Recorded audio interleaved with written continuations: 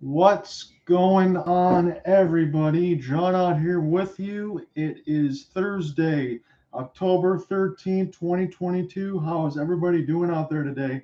I will be joined by Cooper Hopkins. He is going to handle the play by play duties whenever he comes in. And in case he has to leave, I will relinquish those. And I just see them here now. So let's get him in here because he's going to handle the play by play for us tonight. We have a lot to talk about, and this is the first time, really, that Cooper and I can go on the record here for all of the Calgary Flames moves.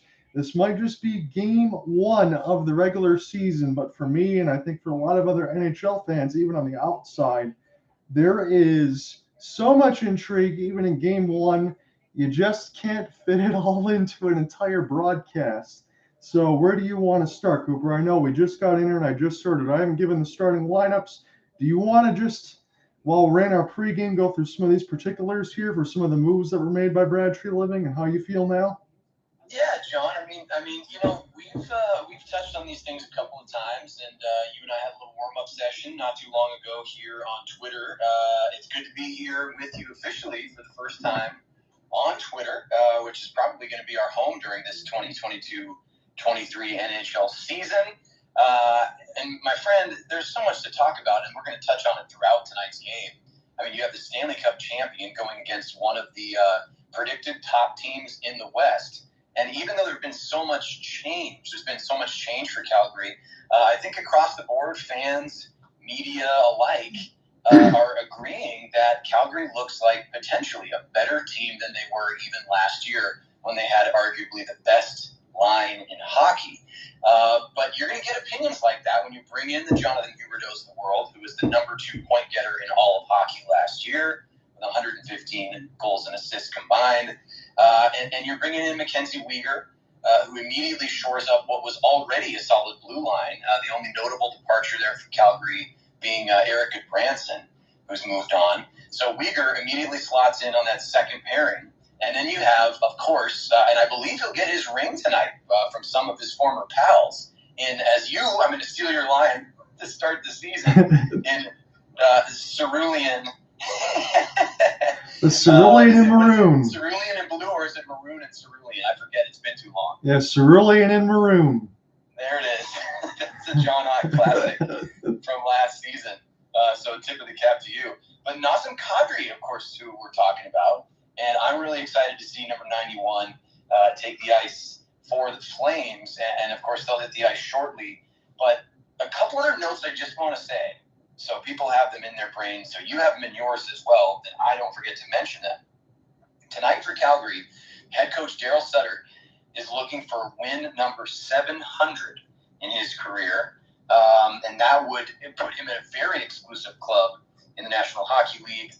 Only 10 other coaches in NHL history have reached the 700 win mark, and he's also 3 games away from hitting 1,400 total games coached, which would put him in the top 10 for coached games all time. So that's something to mention.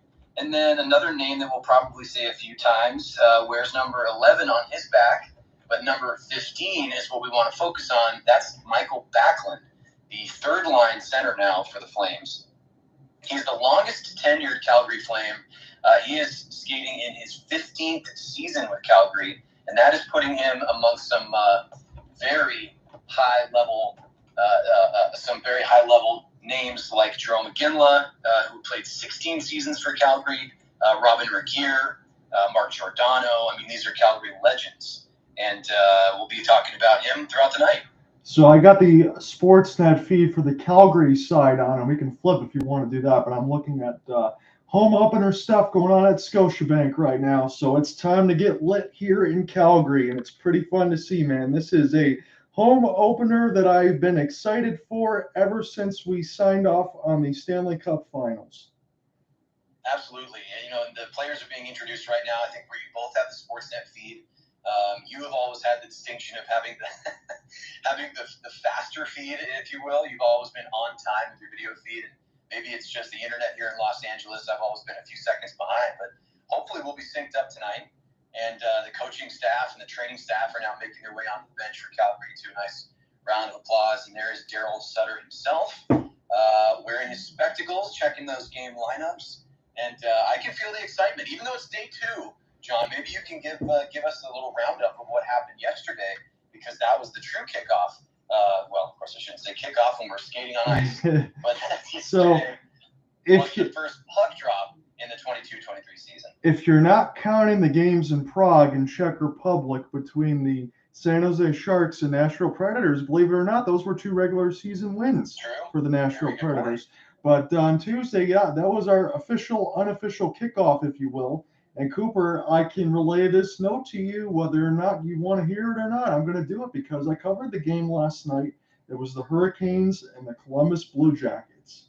I got to watch Johnny Gaudreau in his first game in Columbus. And the worst thing possible happened to Columbus in that game.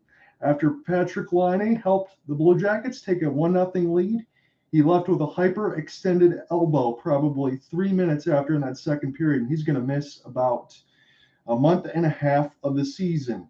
So I want to make this note here too, and I will pull up this officially. But do you care to know who the Columbus Blue Jackets will be playing in their first 7 games? Because, boy, it's a doozy. So Gaudreau has a lot to think about. I'm going to scroll to the bottom of the story because I put that in there. Their opponents are, counting Carolina last night, the Lightning and Blues on a back-to-back, the Vancouver Canucks, the Nashville Predators, Pittsburgh Penguins, and the New York Rangers. That's 6 out of 7 playoff teams if you're counting at home last season. And as you've said with the Vancouver Canucks, when we did our trade deadline special about a month and a half ago, that might be 7 out of 7 this year. That's a tough sledding. Yeah, that is news to me. I did not realize. I knew that Laine was banged up. I did not realize that he. Is that confirmed, John? Or are they expecting? He's going to miss some extended time. Yes, 4 to 6 weeks at least. Wow, that is so significant. And really, listen, I have no ill will toward Columbus, and certainly want Johnny Gaudreau to continue to succeed. I mean, we got to enjoy some amazing, really some of the best individual plays I've ever seen by any player wearing a Flaming C. So all the best to him and their team, and I hope Laine recovers quickly. But that is absolutely going to impact their early season. Yes, no doubt about it. You think about a team that missed the playoffs for about 19 points in the standings, and we talked about whether or not Boston or Washington was going to make it. David Krejci looked pretty good since spending last season overseas when they pretty much walloped the Capitals last night. Again, it was 6 games last night. And the one thing of note here for Calgary is we're still getting the player introductions that look pretty sick, by the way. I want to throw that out there. The Colorado Avalanche did win last night. They played against the Chicago Blackhawks, if you want to call it playing, but I'm not going to try to slam dunk the Blackhawks too much here.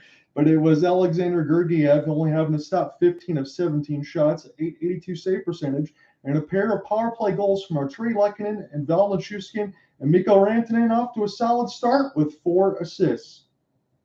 Yeah, Mikko Rantanen with a big night, 4 helpers, and he, of course, just 1 game into the season now is the point leader for Colorado Avalanche. And listen, we covered the Stanley Cup playoffs, John. We talked about the Avalanche talent, of course, led by Nathan MacKinnon and Cale Makar, who are really borderline unparalleled, especially when you talk about Makar, who has the most recent Norris Trophy, is really the best, not young defenseman in the league. You just take that word young away. He's the best defenseman and one of the top 10 players, period.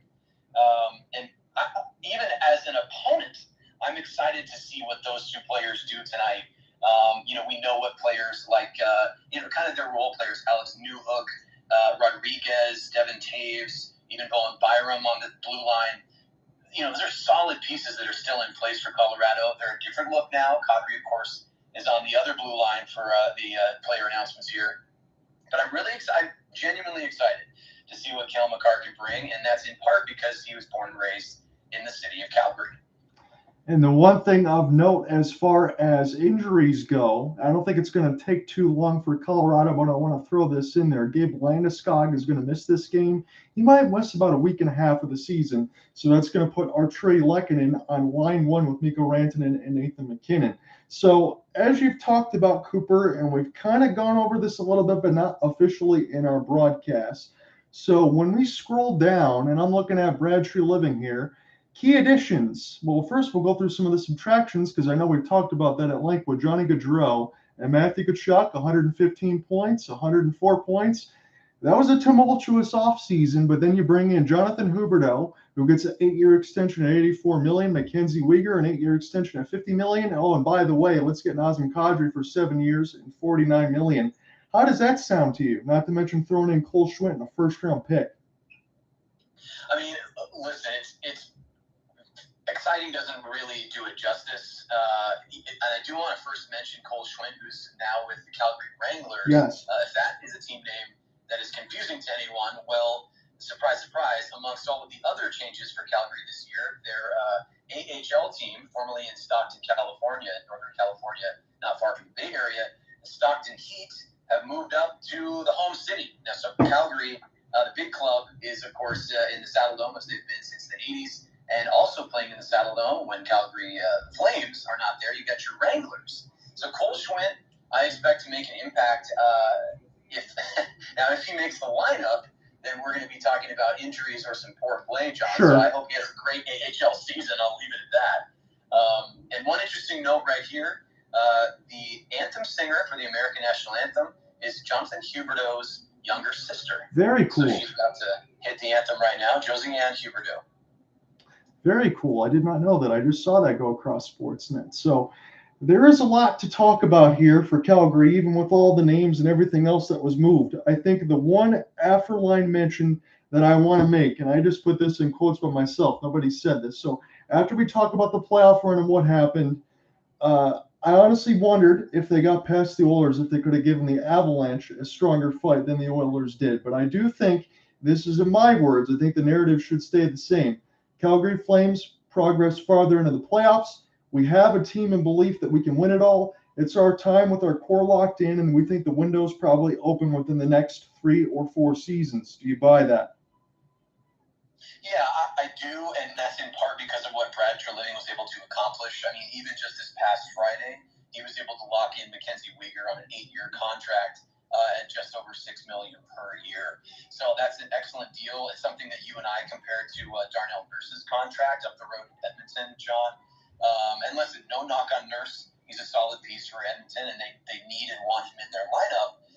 But he's multiple millions more per year than this contract with Weegar. And I think if you polled 10 hockey fans, you would get, I guess, 8 or 9 of them would say Weegar would be their preference if they had the choice of Nurse or Weegar on their squad. So very exciting what Brad Treliving was able to do.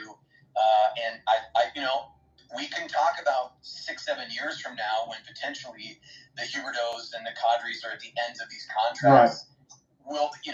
We can speak in hypotheticals. Will they be able to maintain, triple-digit points per year? Kadri certainly can't be expected to have a career year every single season, which he did last year. But you hope that production continues. So that's my long-winded way of saying I do think that 3 to 5 years is the sweet spot for this group. And I expect them to make some noise in the playoffs, and anything less would be a really massive disappointment.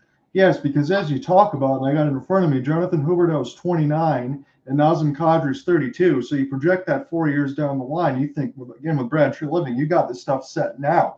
Hey, there was some big losses, no doubt about it. But we also talked about Jacob Markstrom on the back end with some strong defense there with Oliver Shillington, Noah Hannafin, Rasmus Anderson, Christopher Tanev. They already had a pretty good team, and then now you moved all that stuff around to be able to bring guys in and bring reinforcements so Calgary can go farther into the playoffs. And I was expecting that even going in. We said, are they going to be a playoff team? I buy it, and I think still they're going to be sitting in that division, at least in the top 3, looking to make some noise, and I would expect the Flames to do heavy damage over the next 3-4 seasons. There is massive intrigue. We have the Canadian National Anthem going up now. That was a really good rendition from Jonathan Huberdeau's sister. That was really cool. So if you want to bring in all the narratives to get Jonathan Huberdeau to be happy in Calgary, I think you're certainly pulling out all the stops right now. They certainly are. And not just his sisters in the building. What I've understood via Twitter and some of the Flames media is that he has upwards of 30 family members. Very cool. Here to see his first game at the Scotiabank Saddle Dome. So very exciting for number 10, newly minted for the Calgary Flames. And listen, someone that has been talked about, even though he's just joined the team, someone who's been talked about as a potential captain. The Flames, since the departure of Mark Giordano, have not listed a captain. You will see some A's on different jerseys tonight, including Michael Backlund, who we mentioned before. He's played 34 career games against the Avalanche. He has 27 points in those games.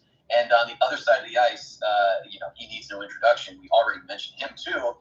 21 games played by Nathan MacKinnon against Calgary, and he's more than a point per game getter with 25 total points. He loves to play Calgary, so Calgary's got to keep an eye on him all night, which they certainly will. And we're watching Jacob Markstrom skate out to the blue paint right there. Last season, a .922 save percentage. John, what are you hoping to see from Markey tonight? I want to see that continued improvement, and maybe some of those pressures in the playoffs about beating him glove side. You got to figure that stuff out, because as you go throughout the season, teams will pick up on that. He is a Vezina candidate, and I want to see him play like it. Absolutely. And we are about to drop the puck here. We have Lindholm, Huberdeau, and Toffoli out on the ice with Hanifin and Anderson along the blue line. And we are now 5 seconds into the first game of this 22-23 season for the Calgary Flames, and it's dumped in by the Avalanche right out in front near the crease, picked up by Lindholm. And he will send it back up through his own zone. And the Flames settle in. Now it's skated up by Hanifin. Here comes a shot from Huberdeau. It'll pass across. It's Toffoli, the right-hand shot. He fires one from the dot, and it's turned away. Now a breakout going the other way, one-on-one. The Avalanche try to break in, unable to do so. Good job pinching back there by the Flames, but the Colorado Avalanche still possess. Now the puck pinballs around in the Flame zone, and they're able to knock it out through neutral ice. Elias Lindholm skates right in. He's got a shot from the blue paint, and that one's turned aside. As I try to work my way through these TELUS ads on the digital boards here, John, I'm just catching up as the broadcaster here, watching those change. A bit of a distraction there as Nazem Kadri gets his first shift as a Calgary Flame. He's along the near boards, tries to possess as Manson is on him along the glass, and Colorado looks to knock the puck away from Dylan Dubé. Now it's down to Mangiapane. Mangiapane in the near corner. Holds the puck, looks to tap it back to the point.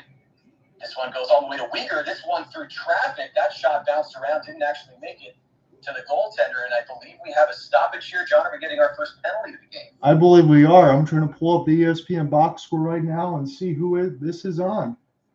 Now let's take a look at this replay here. Actually, we're seeing the breakout from a previous the line one shift from Calgary.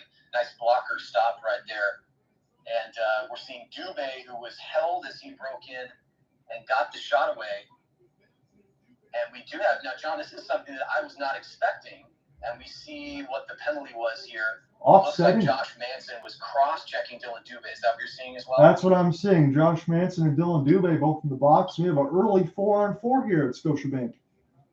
Yes, we certainly do. And also what I was mentioning I did not expect is that we have Pavel Francouz, but of course that is because back-to-back. Alexander Georgiev. I'm sorry, John, can you pronounce his name for me again? Yeah, Alexander Georgiev played off the back-to-back last night with the Blackhawks. Exactly. Thank you very much. So here come the Avalanche on this point. Now it's Rasmus Anderson.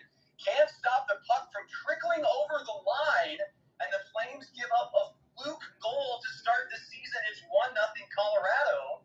John, I'm going to have to see who this touched last. I'm not even sure who got the shot off. That's the same thing that I'm seeing right now as we're going across, and I'm getting a Battle of Alberta flashbacks here as I see a puck just trickle right in. And I can't really blame the Calgary Flames defense, but at the same time, I don't know if Markstrom really located it. It was Bowen Byram on the doorstep, and I think he might have been the last one to touch it, maybe get an assist from Nathan MacKinnon. I think you're right, as we're seeing multiple angles here. It was Rasmus Anderson trying to tie up Byram, so number 4 on number 4, but the puck was between Anderson's skates. Byram gets his blade down on the ice and fires it what looks to be either 5-hole or potentially under the blocker side. So really unfortunate development for the Flames here. It is 1-0 Colorado. They score on their first official shot of the game. Not the way the Flames wanted to start their season, but let's see if they can rebound here. Not a good start off of the face-off, as that is possessed by Colorado, and they have it on the far boards, kept in at the blue line there. Here's Cale Makar. He can't keep possession, though. He's up against his former teammate, Nazem Kadri, who taps it back to new Flame Mackenzie Weegar. Weegar goes back to Kadri. Kadri to neutral ice. Across the red line and the blue line, tries to escape through 3 bodies. He's unable to do so as the puck is knocked away. And now it's picked up by Nathan MacKinnon. MacKinnon on that right-hand shot. near board, back to the slot. This one backhanded just wide of the post. Stays 1-0. Could have been 2 right there as Colorado is starting to buzz. And now Huberdeau out on the ice. He holds it neutral, and a backhand pass goes to Zadorov, the blue liner for Calgary.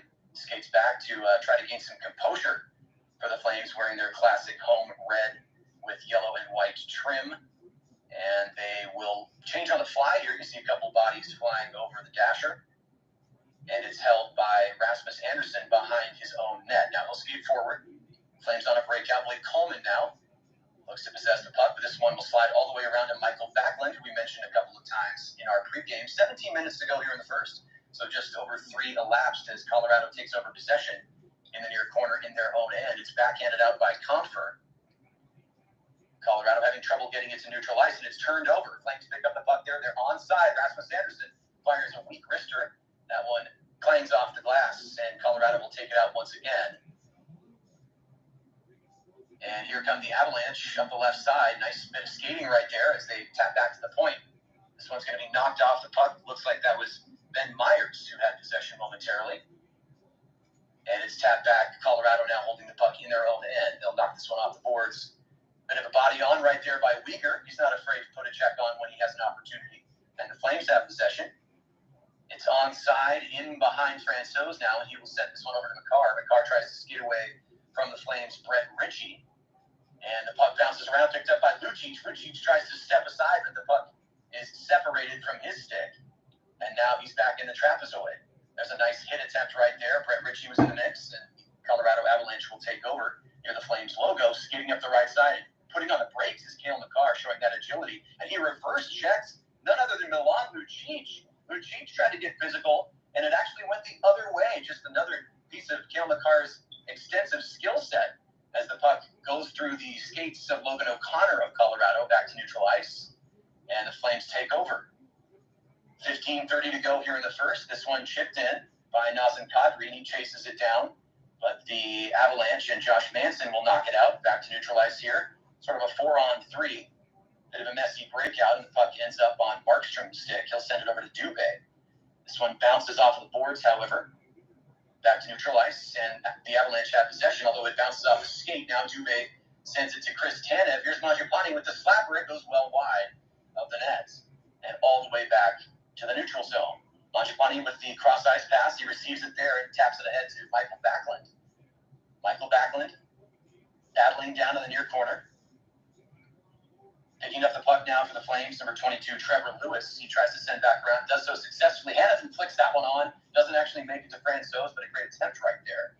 2 shots for the Flames, just 1 for the Avalanche, and that one went in. And we have a battle for the puck in the far corner. It squirts all the way back to Hannafin at the half-court. This one gets to Francouz, though. The 3rd shot of the night, and he has to glove it down. Oh, John, I'm getting my workout here early on, as I think we're going to get a TV timeout. So a fluky goal for the Colorado Avalanche, and what are you seeing in terms of the response from Calgary? They are getting some shots on there. That was a good one by Hannafin at the end of it, but I mean, it was a little bit of an auspicious start, like you said early. It was a little bit of a sloppy part of the breakout. Again, some new pieces for Calgary to have to work with, but Colorado, again, they played last night, but they still look like they're relatively comfortable. I agree, and we have a face-off here to the right of Francouz, which is eventually won by Huberdeau and Calgary. That one is into the slot and attempted to be knocked back to the point, but it slides all the way back through. The Flames have to check up at the blue line. They'll do so. Huberdeau tries to throw a check against McCarr and misses, and the Flames able to keep it in right here. That's Weegar. Now the puck is loose. It was near Huberdeau's left-handed shot. This one gets through. Francouz looks behind him. The goal light goes on. But there's no goal. Now the slap shot one time from, I believe that's Zadorov. Boy, the goal light went on at the Saddle Dome. John, did you see that as well? I saw the goal light went on, but I think it didn't cross the red line, so the play is still live. Unbelievable. So we are skating here live. Action continues. There's a wrister and a nice glove save. Trapping it in the leather is Francouz as Blake Coleman, the former Stanley Cup winner and Tampa Bay Lightning man, tries to go far post across Francouz's chest. And we're getting a look at this replay here. The goal light did go on, but to be honest, with the overhead view, the puck was never really in danger of going over the line.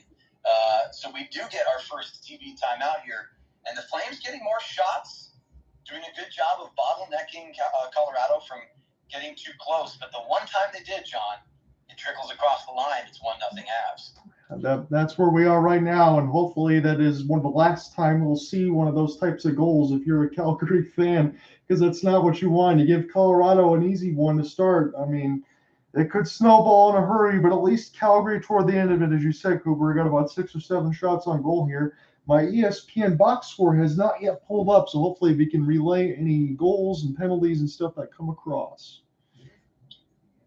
Yeah, and thank you for always being so diligent on that end. We can certainly do a recap when we have everything available to us. But one question I have for you before we jump back into action here, as the commercial still continues. Do you, John, feel like there's any danger in the support lines for the Flames? Meaning, do you think that there are weaknesses that Calgary needs to shore up potentially before the trade deadline? You have players like Kevin Rooney who've come over. Milan Lucic is still a fourth liner for the Flames. Are you looking for them to add potentially a forward to try to shore up their third and fourth lines? I think that's what Brad Treleaven's probably going to look at, because, I mean, in a perfect world, do you want Tyler Toffoli on the first line and do you want Dylan Dubé on the second line? Probably not. But how much cap are you going to be willing to throw that way? And it also depends toward March where Calgary is in the standings, if you expect them to be a top contender. Absolutely. And there's a lot of road ahead here. And with 13:35 to go in the first, we are back underway from Calgary. And this one is in the Flame zone.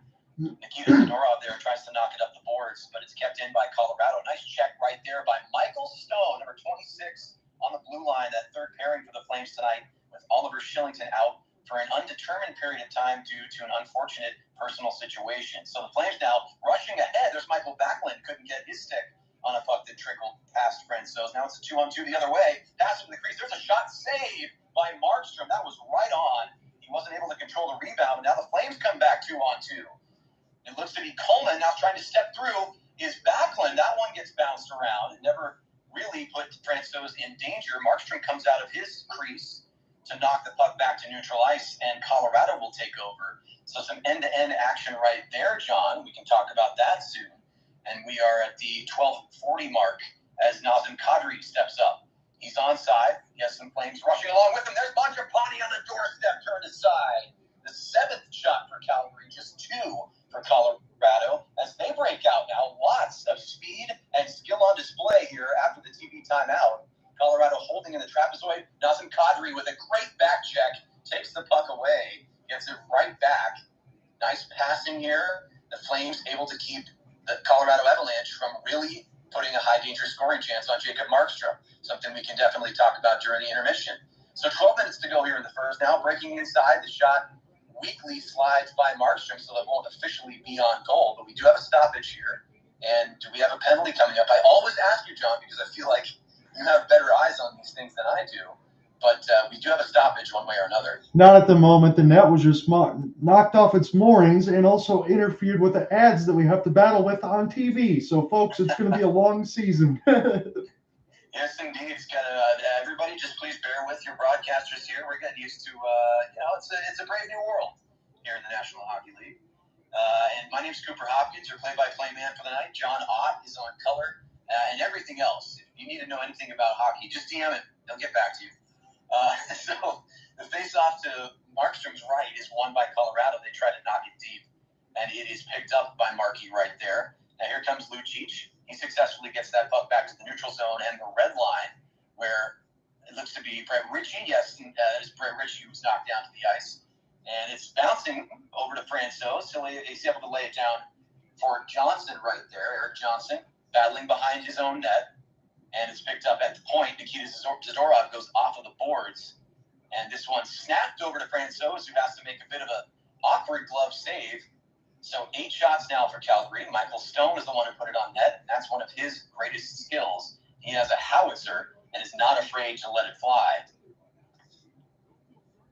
So here comes big Nikita Zadorov with the stretch pass there. It goes off of his teammate's stick, and it is picked up by Colorado. Bounces off of a few players, and here comes Colorado up the left wing side. The stretch pass goes to the near corner. Nice body on right there. Nikita Zadorov puts the check on. And fighting down low is Elias Lindholm. Only the second time I've mentioned his name tonight. His backhand pass is intercepted by Curtis McDermott. So Colorado with a little bit of extended zone time here. The Flames struggling to get out of their own end. Fighting for the puck is Sedlak. We have Lindholm tied up. Rasmus Anderson down low. Jonathan Huberdeau, number 10 for the Flames. The star acquisition is just waiting to see who will take possession here. And it comes out on a Calgary Flames stick and sent across to Tyler Toffoli. Tyler Toffoli gently knocks this one down low for Blake Coleman, but he can't chase it down, so Colorado takes over once again as we're reaching the halfway point here in this first period at the Scotiabank Saddledome. Still on the ice for the Flames is Michael Backlund. He is unable to forecheck successfully, and Colorado knocks this one out.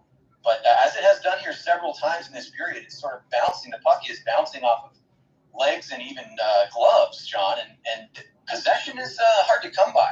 Not a lot of extended zone time for either team. We can certainly chat about that as the Flames break out. And here comes Dylan Dubé. He'll knock this one to the far corner, and it's chased down there by Andrew Mangiapane. Nazem Kadri's been everywhere tonight, but he's not able to get possession, and it's a 3-on-3 the other way. Here comes Mikko Rantanen, and he tries to drop off, but it's back to neutral ice, and it's on the stick of none other than Nathan MacKinnon.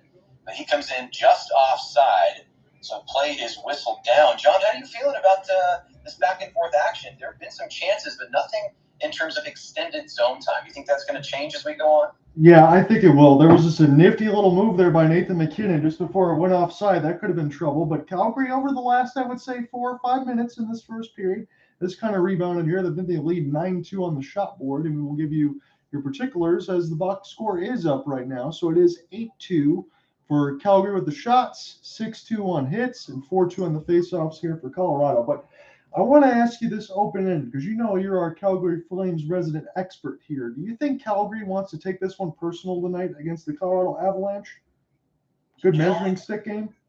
The fan in me wants to say yes, but here's why I'm second-guessing that gut answer, right, John? I'm filtering it back through my head, and I'm thinking to myself, there probably is something personal, maybe an element, a core to their game tonight. And listen, you have a new teammate by the name of none other than Nazem Kadri, yes, who they absolutely want to get the win, probably for. It's like, hey, you chose. Nazem Kadri actively chose to come play in Calgary, and I'm sure they want to legitimize that choice. Let's get him the W. But beyond that specific piece, I actually think, John, that Calgary is looking to show themselves and hopefully their fans and their coaching staff and everyone paying attention that they are gelling as a team from game one, because there's been so much change, and a lot of it's exciting. And it's a little bit scary when you have the Gaudreaus and the Kachucks of the world exiting. But you have so many exciting new pieces taking the ice for Calgary. I think they're just trying to show each other and anyone who's paying attention that they can gel early, succeed quickly, and put themselves on the right foot from game one. I think that's very fair, and that's the diplomatic answer that I would probably use too. But as you know, Cooper and everybody else, in the upcoming here for Calgary, it's Battle of Alberta on Saturday against the Oilers. And oh, by the way, Connor McDavid hat-trick in game number 1. And then Vegas Golden Knights with Jack Eichel and Mark Stone that looked pretty good in their first game. Yes, they do. And even though they still have some of that new car smell, it's the Vegas Knights of old, dare we say, as we are back in action here with 9:20 to go in the first period off of the face-off. The puck trickles through the neutral zone off of Nazem Kadri's stick all the way to Colorado netminder Pavel Francouz, and the play is whistled dead. So we'll have a face-off to, I believe, Francouz's right here momentarily, and the Flames looking to get something started on the offensive end. Last season at the Saddledome, John, we can see here 25-9-7. Great home record for the Flames. This one is 1, and then the shot goes right on. And we have Hanifin now back at the point, but the puck is still behind Francouz. It trickles out to the far corner where it's picked up by Colorado. And a great backhand touch pass right there, I think, by Rantanen. But Mackenzie Weegar slaps that one back out to neutral ice, and Nazem Kadri will gently flutter the puck along where Francouz will play it on his forehand. It's back to the neutral zone now as Weegar chases it down, wearing number 52 on his back, paired with Chris Tanev. Chris Tanev have an assistant captain for a Flames team with no official captain. And going end-to-end is Weegar. He tries to get the shot off, but it deflects away. Picked up there by Lucic out in front, and the Flames score the first goal of this 22-23 season on a bang-bang play. Maybe not a name you would expect, John, but Brett Ritchie puts it in on the 10th shot of the period for Calgary, and this game is tied at 1. First off, when we get into this goal here, Mackenzie Weegar with the open end-to-end action, just able to make something happen, shoot it right off of a escape lane, it gets bounced up in the air. Brett Ritchie is just Johnny on the spot, open right in the middle of the slot. Nothing Pavel Francouz can do. And on the 10th shot of the game for Calgary, we are tied at 1. Boy, two names I did not expect. A pinpoint perfect pass from Milan Lucic to Brett Ritchie. Yes. So we're talking third, fourth liners right here doing this is what I get, John. This is my retribution. I was just questioning the skill level of the Flames' third and fourth lines. And the primary assist to Milan Lucic, secondary assist to Mackenzie Weegar, who you aptly noted went end-to-end to get that play started. And Brett Ritchie makes it 1-1 with 8:30 to go here in the first, and we have ourselves a hockey game. That goal looked as good as anything you would see from a first liner, Cooper, no doubt. Absolutely, and the face-off to Francouz's right will be taken by Elias Lindholm, so the top line for the Flames is out. Excuse me, it's to Francouz's left here near the far corner, and it's the puck bounces back into the corner there where it's backhanded away, but kept in by Calgary. Shot attempt is kept in by Lindholm, who moves the puck along, now picked up by Huberdeau. He spins in the corner. We saw him do that in the preseason, spinning along the half boards in his own end and creating a goal-scoring opportunity. Now, a huge burst of speed right there. That is a beautiful play from, I think that's Alex Newhook right there. Just turned the Jets on. And I thought I was looking at Nathan McKinnon, and I saw the number 8 on Newhook's jersey, and then I thought it was Cale Makar. So I had to go to the roster. And credit to number 18, Alex Newhook, making a great individual effort right there. But nothing doing as the Flames take over and slow things down with Michael Stone. Now, this one is chipped in, and it will go up and over the glass in the Colorado end. And we'll get a stoppage in play, 1-1. And I'm having a tough time, John, keeping my fandom capped at a respectable level. I'm very excited about that development that got the Flames even in this game. Yeah, and as you should be. And I know we just mentioned Alex Newhook on the Colorado Avalanche side. It's going to be a little bit of a promotion for him because Andrei Burakovsky has moved on from the Seattle Kraken. So you had some departures. Alex Newhook's going to have to do some damage here for the Avalanche this year. Yes, he is. And worth mentioning, too, that Burakovsky picked up right where he left off. His skill was on display as he put one in the net last night for the Kraken, who were actually unable to close out the Anaheim Ducks, even though they had, I believe, a 3 or a 4-1 lead. Ended up losing in overtime 5-4 to Anaheim, so Anaheim wins their first. But we're here in Calgary where it's 1-1, 7 minutes and 20 seconds to go in the first. 12 shots for the home team, 2 for Colorado, but we are tied at 1. Now holding on the half boards in the Flames' end is Colorado. That one's tapped along by Samuel Girard.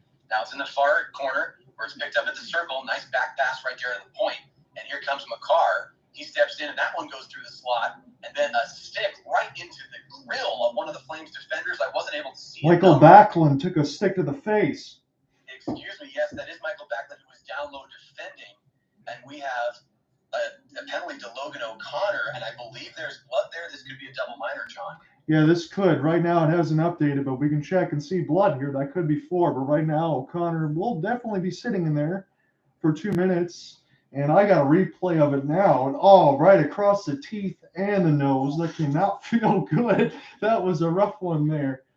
No, and Markstrom had a front row seat for that, and fortunately for Michael Backlund, it looks like no blood, no cuts. He still has those incisors, so that's not always the case for professional hockey players. 2 minutes on the power play here. This is the first official power play for the Calgary Flames. There was a 4-on-4 earlier. And this will be the first man advantage of the year. Nazem Kadri to take the faceoff, wins it on his backhand back to Rasmus Andersson at the point. Now to Huberdeau. So Huberdeau and Kadri teaming up here on the power play. It's back to Andersson. Huberdeau at the left point, skates inside, tries to sneak that one through to Lindholm. It bounces off his skate. Now Lindholm fighting for possession. Flames able to keep it in. 15 seconds have elapsed here. Andersson gives it to Lindholm. He steps inside, fires wide of the net. This one will bounce around. It's backhanded in. Flames doing a good job of keeping possession here. So your forwards are Kadri, Toffoli, and Huberdeau. And down low is Kadri. Toffoli, number 73 on his back. He tries to send that one to Elias Lindholm. It scoots all the way back to the blue line. Huberdeau to Anderson. Anderson back to Huberdeau. Huberdeau lets it bounce off his stick and regathers. Sends it back to Anderson one more time with that right-handed shot. He'll send it through, and that one deflects just to the left post and away from Francouz, but a nice opportunity there with half of this man advantage gone. Rasmus Anderson winds and fires. That one is saved. Not sure if Francouz even saw it, but it bounced off of his shoulder, and it's cleared away all the way back down to Markstrom. Last season in the NHL, the number 15 team were the Colorado Avalanche. So right in the middle of the pack, there's a huge hit by Josh Manson on Dylan Dubé, who was trying to streak by on the near boards, and he was disallowed from doing that, shall we say. 13 shots now for the Flames as the Avs are able to clear it back down. Markstrom out of his net into one of the face-off circles and will leave for Noah Hannafin. Against the Blackhawks last night, the Colorado Avalanche were 1 of 3 on a penalty kill. So the only goals coming for the Blackhawks came with the power play on. 18 seconds to go here for Calgary as Hannafin skates this one around. And the deflection attempt by Dubé is just off the post. And then a stick is dropped. Now Dubé has it. He tries to get it back to Weegar. But this penalty will be killed, it seems. Maybe one more rush with 3 seconds to go. But time has expired, and we are back to even strength inside 5 minutes to play as Nazem Kadri is back on the ice, really showing a lot of energy and skill tonight. He's on the forecheck there. Although the Flames are unable to keep possession, the puck will streak all the way through the neutral zone back to Markstrom, and it's directed to Chris Tanev. Now, Chris Tanev will feather this one forward. That one's to Brett Ritchie, and it's chipped along, but we have an offside call, and play is stopped. So, John, a couple of opportunities there on the power play and the deflection late as there were about 10 seconds left. I'm just curious what you're seeing from Nazem Kadri tonight. I've said his name quite a bit. I like what I've got so far. Yeah, he's been all over the ice right now. Maybe he's feeling a little bit of extra juice.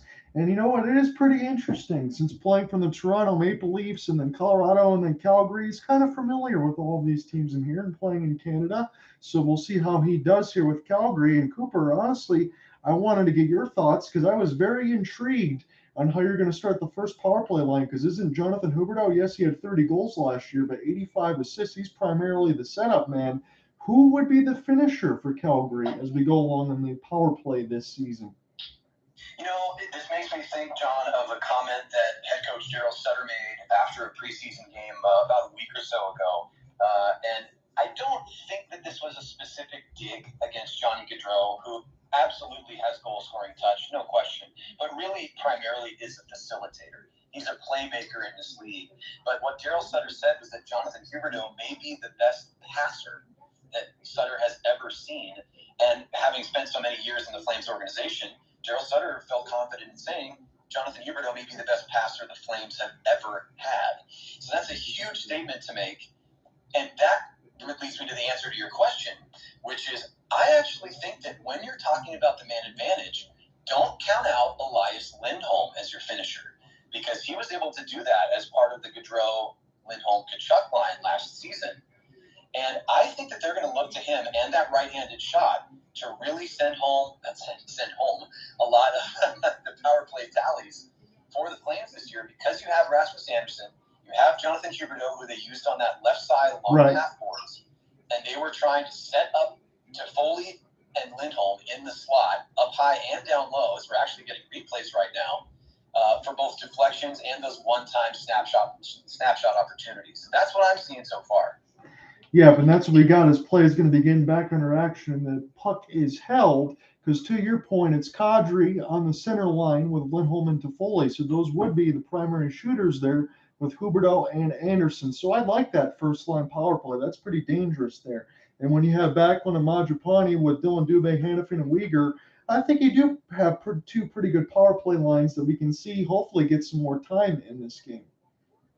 Yeah, absolutely. And Daryl definitely going top heavy with that power play line with Kadri, Huberdeau, Lindholm, and Toffoli all on that line number one as we are back in action here. 4:15 to go in the first period. 28 shot attempts and 15 official shots for the Flames. They are dominating in that category as the puck is now behind Pavel Francouz's net. He leaves it for his teammates, trapped by Calgary in the far corner. Right there with the puck is Brett Ritchie. That's Trevor Lewis, 22 on his back, and the puck will sneak back to the Flames end, and Noah Hannafin will pick up and look to distribute. So inside 4 minutes here, Flames taking their time.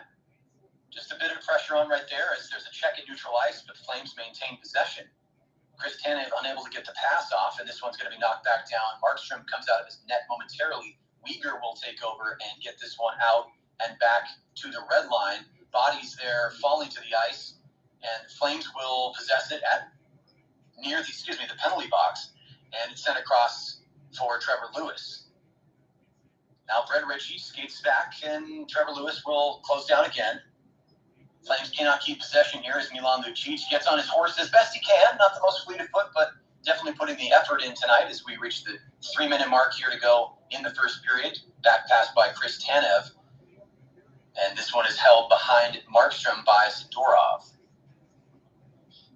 Zadorov will break out to the left, and coming up the left side is Elias Lindholm. He's checked off the puck momentarily, but regains possession, and it looks like we're going to have an offside. Nice job by O'Connor right there. Logan O'Connor, we said his name a couple of times, John. He's had a presence tonight for Colorado. Yeah, and again, when we're going back between Newhook and O'Connor, that's especially what you're going to need now that Gabriel Landeskog is going to miss some time. Absolutely. So the puck, after the offside call, will come back to neutral ice, and this one will be won cleanly by the Avs. Sent to the neutral zone where it's attempted to be chipped across, but this one ends up in the stands about 5 rows back, so another stoppage here, and Lindholm and his line mates will stay out while the Avs make a change. I want to throw this out there. I know it might sound a little bit like a funny comment here, but I'd like to see Jacob Markstrom get a little bit of a sweat on here, maybe face some shots. It feels like he hasn't faced a shot on goal in about 5 minutes. Yeah, really all he's been doing, anytime we see him, is usually behind his net, just controlling the loose puck, sliding into the trapezoids. And speaking of the trapezoid, the puck just went through the Colorado trapezoid behind Pavel Francouz, and they now break out. But numbers are back for the Flames. This one into the circle, and it's held right there. There's a pass to the point. This one shot not right on. It's just past Markstrom, so there's a little bit of sweat. He had to focus there. And there's a nice step-around move by Elias Lindholm, and he pays the price for that one. He's knocked down by Evan Rodriguez.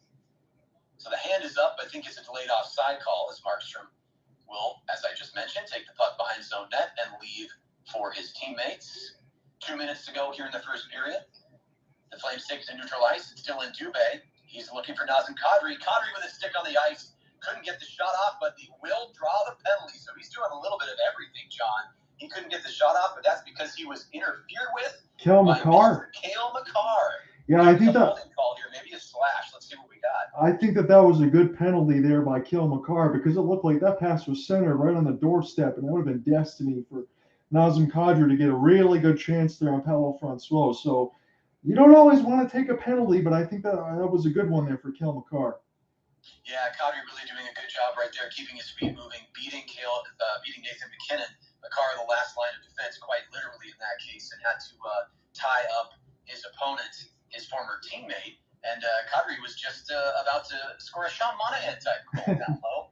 Sean Monahan, of course, scoring for the Montreal Canadiens in his first game with the Habs, and another former Flame that I only wish the best for. Great to see. Number 91 now for the Habs, and former number 23 for the Flames. And there's a shot right on for Calgary by Hannafin, who keeps it in. Oh, and he's going to get it whistled down. Hannafin showing those stick skills. Knocked the puck out of midair. Looked like he was playing pickleball. Kept that thing in the offensive zone, but it must have just trickled out as 7 seconds have elapsed here on the power play for Calgary. Pretty good work from the last few minutes of Backlund, Majapani, and Hannafin. I would say from some skating moves and some shots, Calgary's starting to pick it up a little bit over the last 5 minutes. Absolutely, and we're about 15 seconds into this power play. Cale Makar, one of the top penalty killers, quite obviously, for Colorado, is off the ice right now. And in the sin bin, picked up there by Noah Hannafin, and the Flames will break out. Hannafin holds through neutral ice, sends it over to Dubé. Dubé is blasted right there. Another huge hit by Manson. That is definitely on the menu when Josh Manson's in the game. You're going to see some hits. There was one right there. Now the Flames hold. They've been doing a good job of holding on the power play. There's a shot by Weegar, and the puck bounces to Francouz's right, then off of the end boards, back to the right point. The Flames hold it in. So another excellent opportunity right there. 16 shots on net on Francouz for the night so far. 1 minute to go in the first period. This one knocked back to the right point, and it bounces off the stick of Noah Hannafin. So the Flames will have to regroup here, and we'll see the change on the fly as the Flames hold the puck in their own end. 52 seconds to go here on the power play. And Kadri skates this one up on the backhand, sends it over to Lindholm. Lindholm tries to get it back to his new teammate, and the Avs will send it back around the half boards. Here's Stefan leader Rasmus Andersson over to Huberdeau. Huberdeau uncharacteristically loses the puck in between his skates, and it goes back to neutral ice where the Avalanche are able to clear. So a bit of a mishap right there. Don't see that too often from a player as skilled as Huberdeau. We have 16 seconds to go here in the first period, 20 on the power play. There's a pass to the slot there, but it will not be fired on Francouz. Actually is cleared, but bounces off of a referee. So, John, as we get so often here with 3 seconds to go in this first period, we're starting to get a little bit of everything. We're getting pucks deflected out of play, and now we're getting a clearing attempt bounced off of a zebra. But I love what I'm seeing from the Flames on these power plays, John. What are you thinking?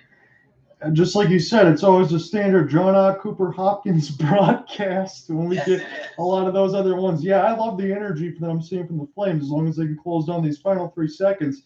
Nazem Kadri, I know one of the big names, but he's really impressed me so far through this first period.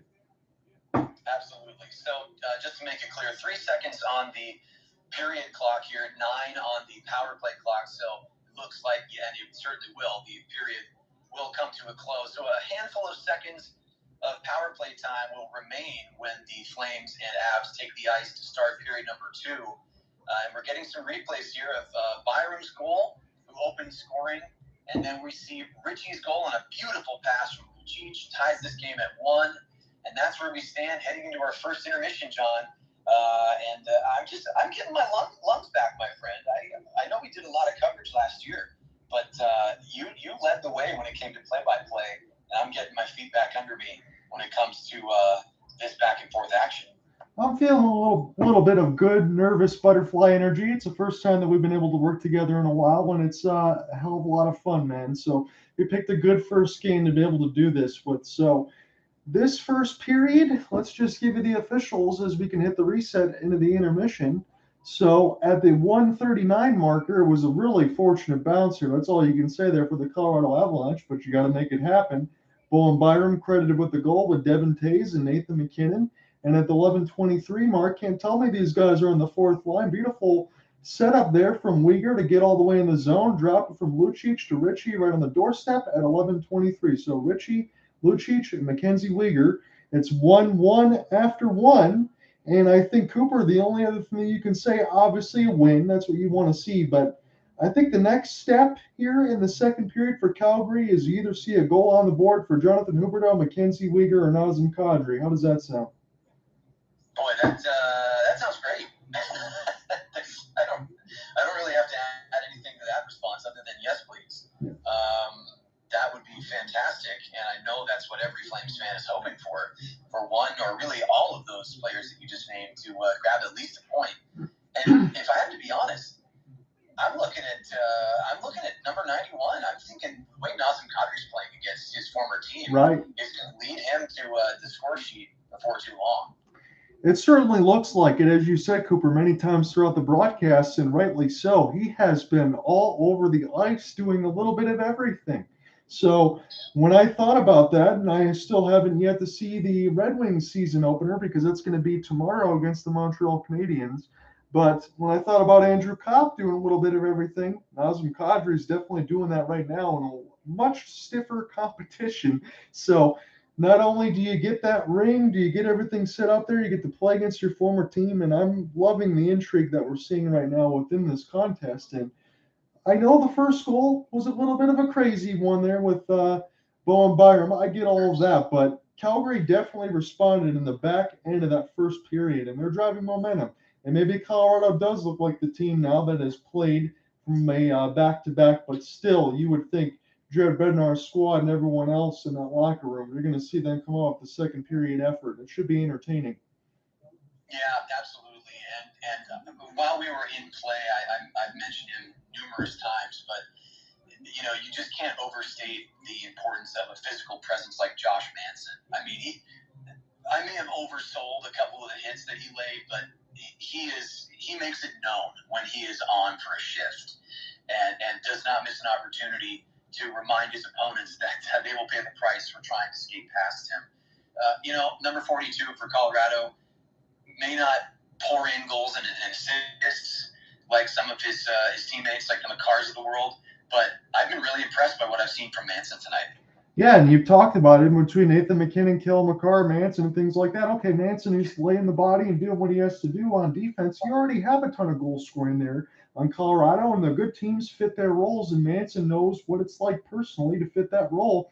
And Dylan Dubé is the one that's feeling the after effects because he got hit by the missile 3 different times. Yes, he did. That's got to be something that Jared Bednar loves to rely on. I mean, obviously he deploys Manson without any hesitation, and that makes me also think on the Calgary side of a player like Nikita Zadorov, who frankly had the opportunity to look at other options, other rosters, other teams he may have wanted to be a part of, chose to stay with Calgary, and has kind of flown under the radar as someone who Brad Treliving kept in the fold. And as a fan, I mean, yes, we're here as broadcasters, but as of just speaking as a fan right now, I'm thrilled that he's wearing the Flaming C for another season because I love what he brings in his game for the Flames. Yeah, and there's a lot to work with because I'm just looking at this defensive line again, Cooper, and I want to try to drive home your point. Listen to this. So it's Devin Tays and Cale Makar on the first line, Samuel Girard and Josh Manson on the second line, and then Bowen Byram and Eric Johnson. Is there not a better defensive core in the league for Calgary to have to go up against in game numero uno? Oh, I think it's perfect. I mean, not only are they all, are they defending Stanley Cup champions, and of course you want to test yourself against the best. But it is such a great, almost like looking in a mirror, such a great equal matchup. And what we saw from Mackenzie Weegar on his end-to-end breakout was shades of Cale Makar, shades of Johnny Gaudreau. Now, they're fleeter of foot, and they have more skill in the tank, I think, than Weegar. But to have that contribution from a defender is really special, and I'm glad that showed up here in game number 1. Yeah, no doubt about it. I mean, there's so much that we can take in throughout this contest. And, all right, we went through some of the Calgary stuff in the pregame. Yep. So you have Val Nichushkin as a key return, 8 years, $49 million for Colorado, and Trey Lehkonen, 5 years, $22.5 million. Josh Manson, as again we noted, 4 years, $18 million. Is Colorado, this is game number 1, but this is their first broadcast here on the season, not just because they won the Stanley Cup last year. Is Colorado, regardless of that, still the team to beat? I think you have to say yes.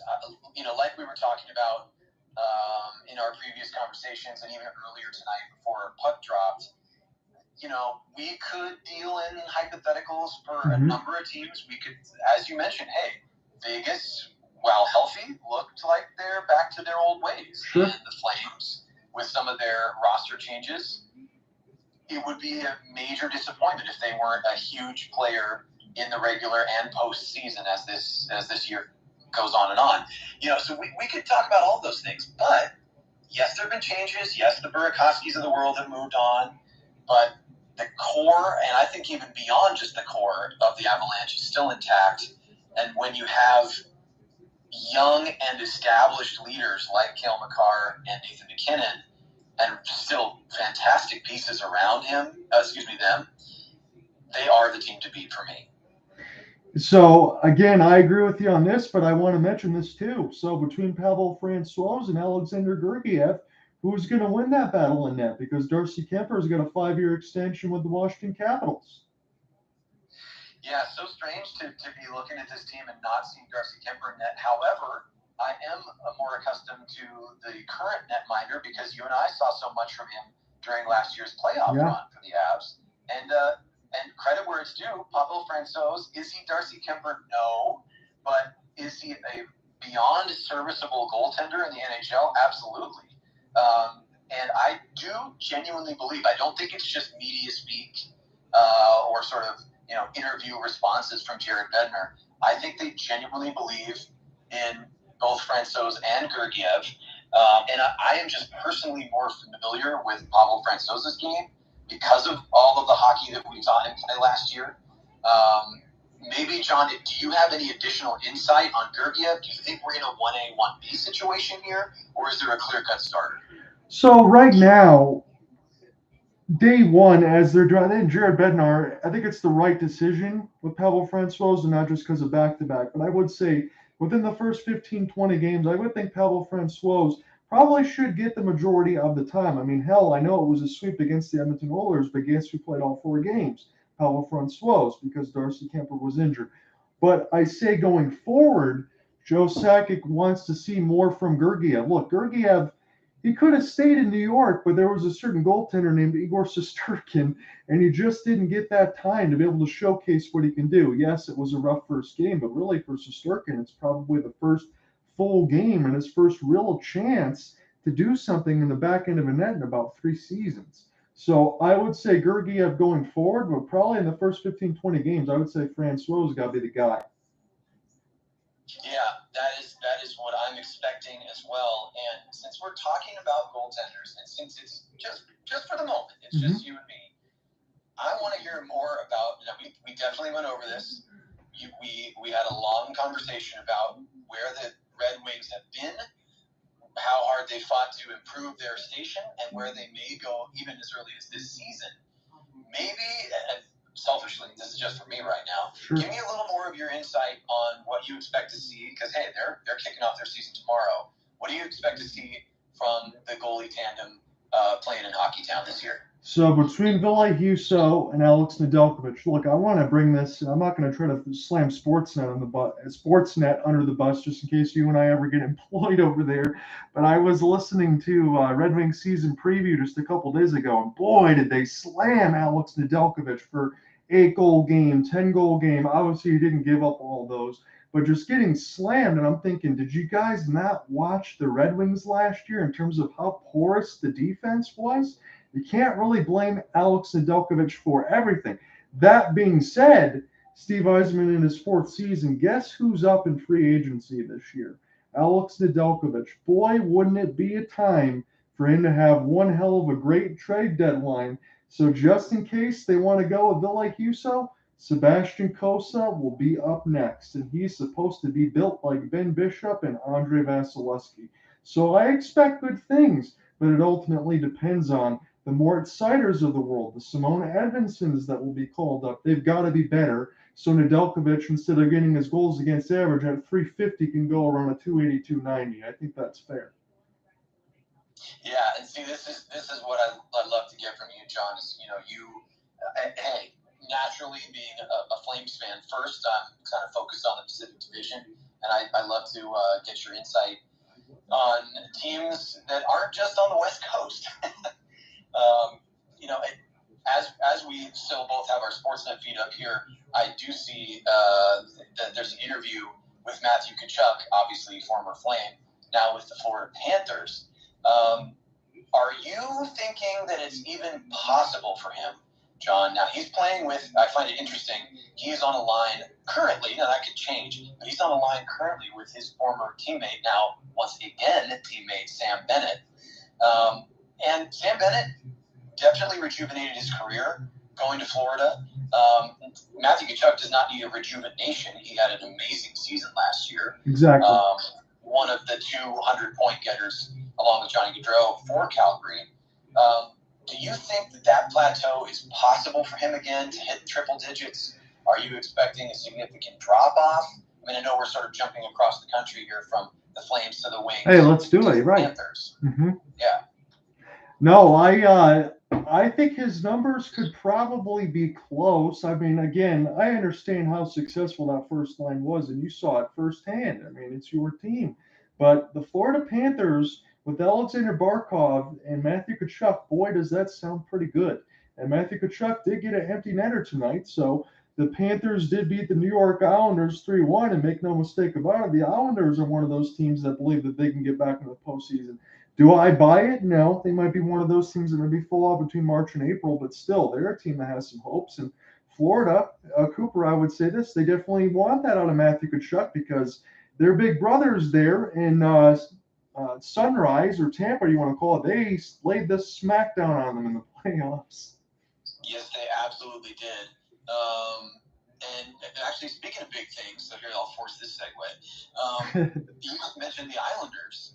Now, so I'll use your phrasing as a segue, and I'll also merge it with my personal bias. I remember once upon a time Matthew Barzal playing for the Seattle Thunderbirds of the WHL up in my hometown, and he has been a fixture for the Islanders for years. However, the level of play dropped off just a bit. Still a major contributor. You still see the skill, but the numbers weren't necessarily there last year.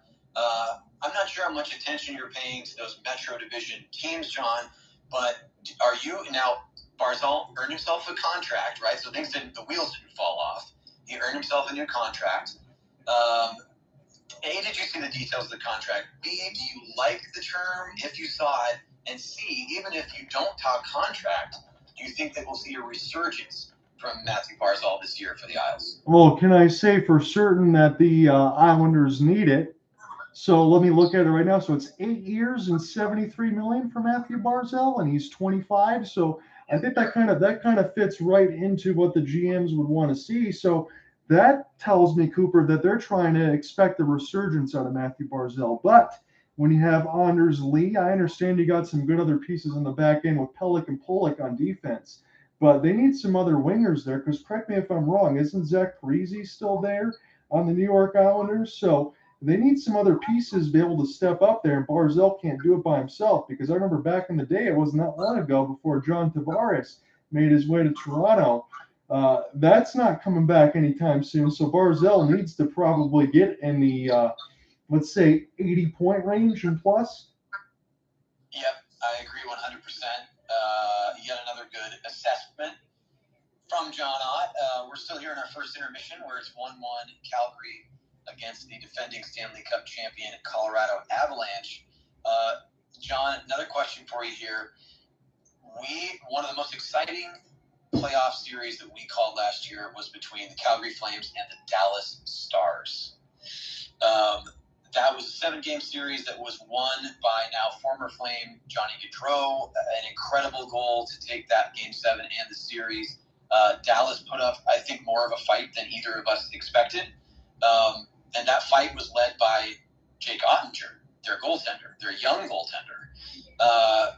Similar question, but this time not about a forward. Mm-hmm. Do you think we're going to see that level of play from Jake Ottinger consistently throughout a full regular season? So when we looked at it and we thought about the contracts and we saw the certain players on the ice, we saw two of them. We saw Jake Ottinger and Jason Robertson, and they both just signed about a couple of weeks ago, and they both signed team-friendly bridge deals, and that's exactly what Jim McNeil needs, because you know what he's waiting for? He's waiting for the contracts to exit for Tyler Seguin and Jamie Benn, and once they do, maybe the Dallas Stars can reload a little bit and turn into the team they thought they could have been against the Calgary Flames. Because let's be honest, we saw it firsthand. We did a few of those games together. Jake Ottinger almost got them into the next round of the playoffs by himself.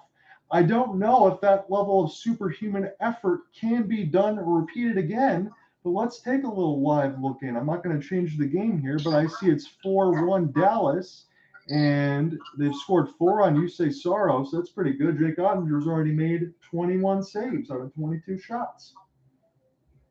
Surprise, surprise. And hey, guess who's still doing what he does? Joe Pavelski with his first year, of course, from Rope Hintz and Robertson.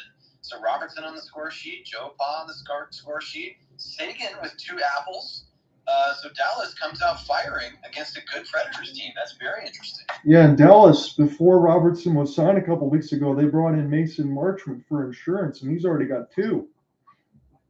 Yes, he does. Yes, he does. And, I'm looking at another interesting score here. It's a score that we should expect. It's the Arizona Coyotes at the Pittsburgh Penguins.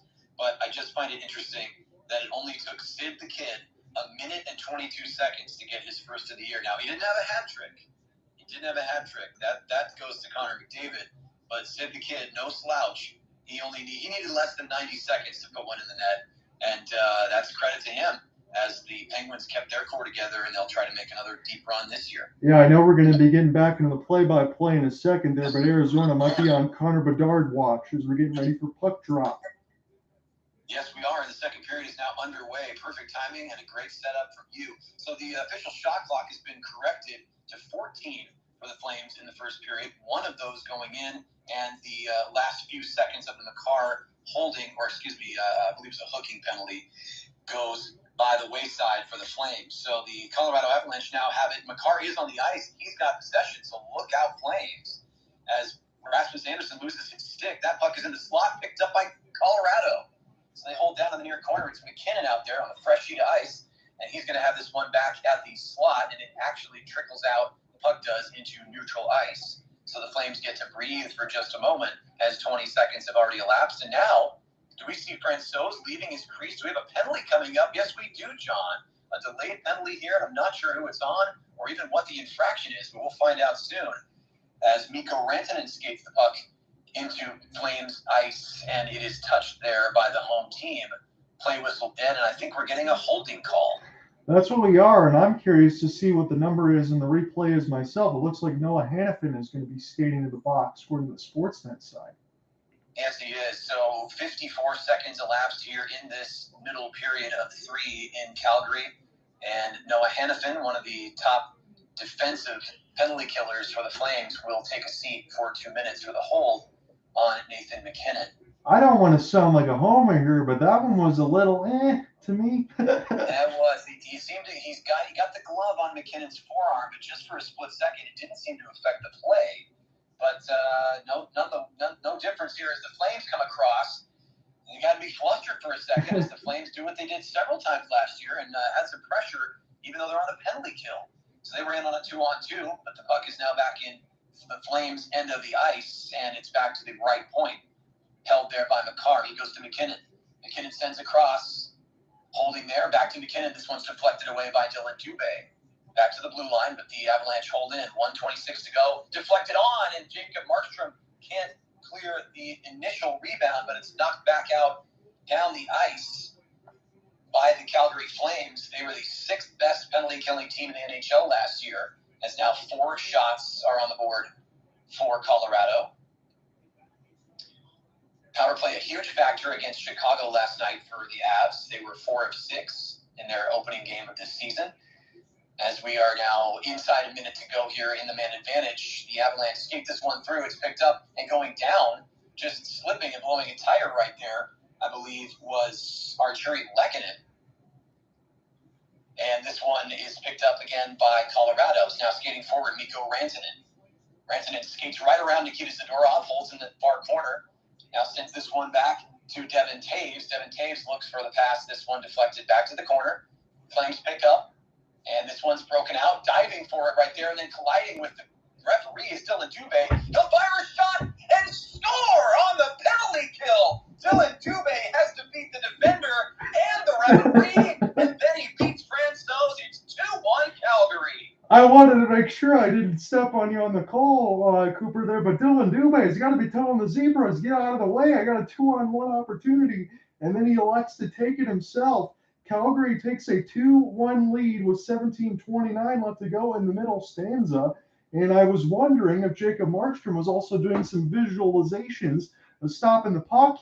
Dylan Dubé makes it toward an open left wing. He looks off Mangiapane and buries it right in the left side of the top crossbar. So nice shot there by Dylan Dubé, and it's a 2-1 lead for the Flames. What an incredible play right there. He had Alex Newhook diving at his skates, trying to knock the puck away with a desperate poke check. Dylan Dubé gets forced right into the referee along the boards, has to beat literally, like I said, yes, beats the referee to the inside, and then holding, firing, and scoring. The Flames take the lead on the penalty kill with the shorty, and there are 4 seconds to go here with the man advantage for Colorado. So perhaps some of that fatigue from playing a back-to-back to start the season, maybe all those games they played to get the Stanley Cup and bring it home to Denver, showing right now is there are 16 minutes and 53 seconds here to go in the second period. 15 shots for the Flames, 4 for Colorado, 2-1 home squad as Mackenzie Weegar, the newest blue liner for Colorado, sends this one up to Tyler Toffoli.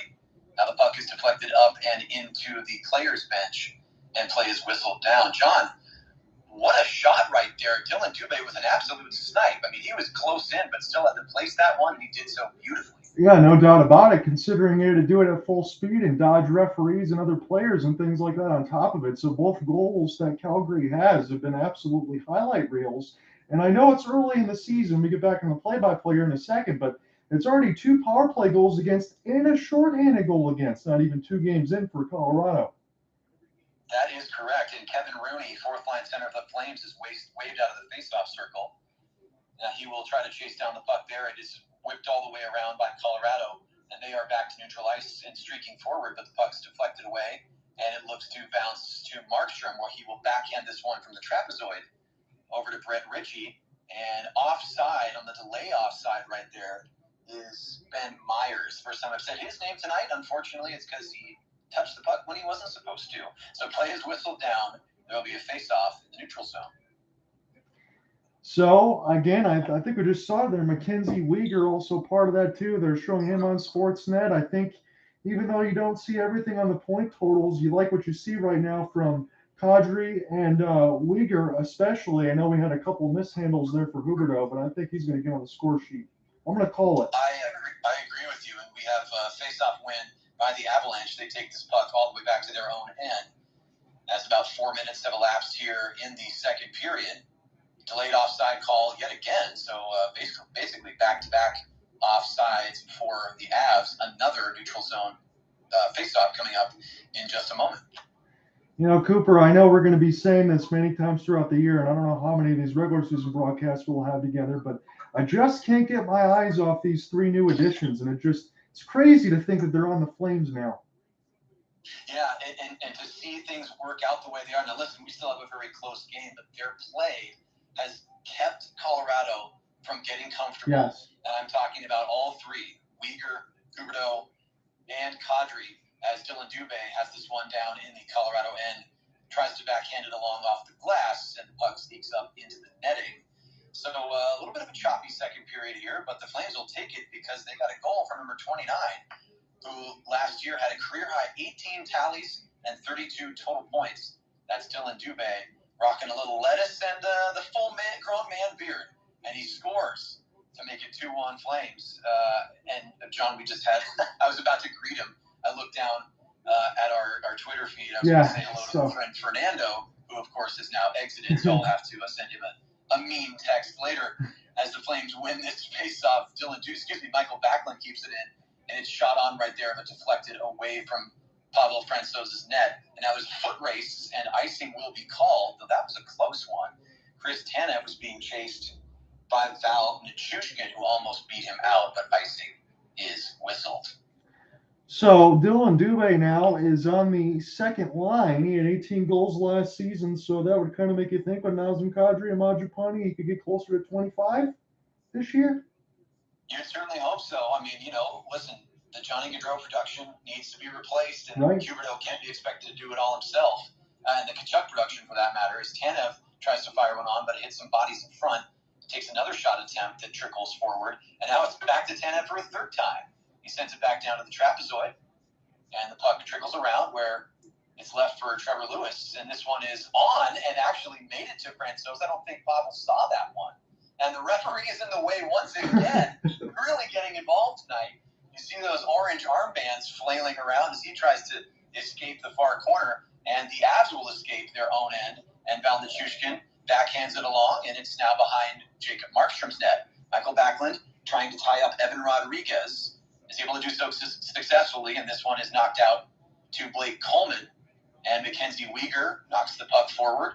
Flames will change on the fly as Colorado takes over. Now the puck is on the stick of Bowen Byram, the goal scorer for Colorado, sends this one toward Markstrom's net, bounces off the outside of the cage, and big Nikita Zadorov takes this puck forward, and after it bounces off of a few Av legs, he gets this one to neutral ice. Zadorov with possession once again. He's brought down to a knee. It could be a penalty right there. It looks like he was tripped, but there's no call. Referee's hands stay down, and now the puck is on the stick blade of Andrew Cogliano. He's pushed down to the ice by Zadorov, who's still out on his shift. Zadorov tries to send it along, and successfully it's picked up by Tyler Toffoli. Now it's a 2-on-2. Lindholm skates to his right, has a little trouble keeping possession. He's fought there by Cale Makar. JT Compher picks up the puck, and he will knock this one all the way back down for what will be an icing call. And Rasmus Andersson touches up, even though it's not the old NHL, doesn't have to. No-touch icing in play, and we have a stoppage here. John, did you see anything on that attempt? That breakout by the Flames, it looked like on the far boards there was maybe a little extracurricular. Zadorov just laid out one of the guys on Colorado, and then we just had a perfect example of Cale Makar and Mangiapane on the back end of it, and an example of Cale Makar and why he's so good on defense. An effortless stick check to take the puck as we get a defensive zone draw here for the Colorado Avalanche. Absolutely, and worth mentioning, we talked so much about Kadri and his play last year with the Avs. Zadorov, once upon a time, a member of the Colorado Avalanche, who beat the Flames very badly in the playoffs, as this puck has trickled all the way down once again. So a third icing in the past minute or so. And there we get another shot of Nikita Zadorov wearing a nice scar on his chin. So he loves to battle about as hard as Josh Manson. They are one and the same in a lot of ways. And Zadorov has literally thousands of hits in his career. That just flashed up on the Sportsnet feed as the faceoff once again comes to the right of Avs netminder Pavel Francouz. Yeah, and hopefully you don't have to take a drink every time you see an icing, because we've had about 8 of those, and now we have a face-off that needs to be redone again. So it's been very sloppy over the last about 5 minutes or so. Yes, sir. But what can we note here? Milan Lucic is going to step in and take this face-off as Kevin Rooney has been waved out. And the big man is clean. My goodness. My gosh, Milan Lucic, what can't he do other than skate fast? We'll leave that one off the list.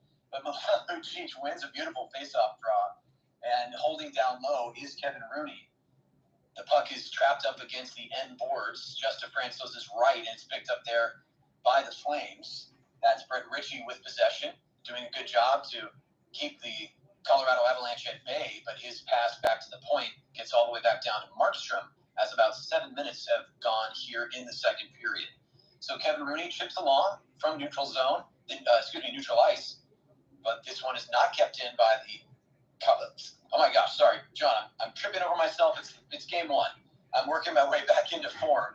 As the Avs had possession momentarily, they are able to knock it to Calgary's end. 18 shots for the Flames, 4 for Colorado. The puck high up in the air, bounces all the way down. A nice forecheck there by Andrew Mangiapane. And there's Dubé, who is the goal scorer for the lead for the Flames. And at the right point is Michael Stone. Hasn't had a ton of ice time tonight. Tries to backhand slap that one in. Can't keep it in. It's back to Flames end. They try to chip. There's Kadri.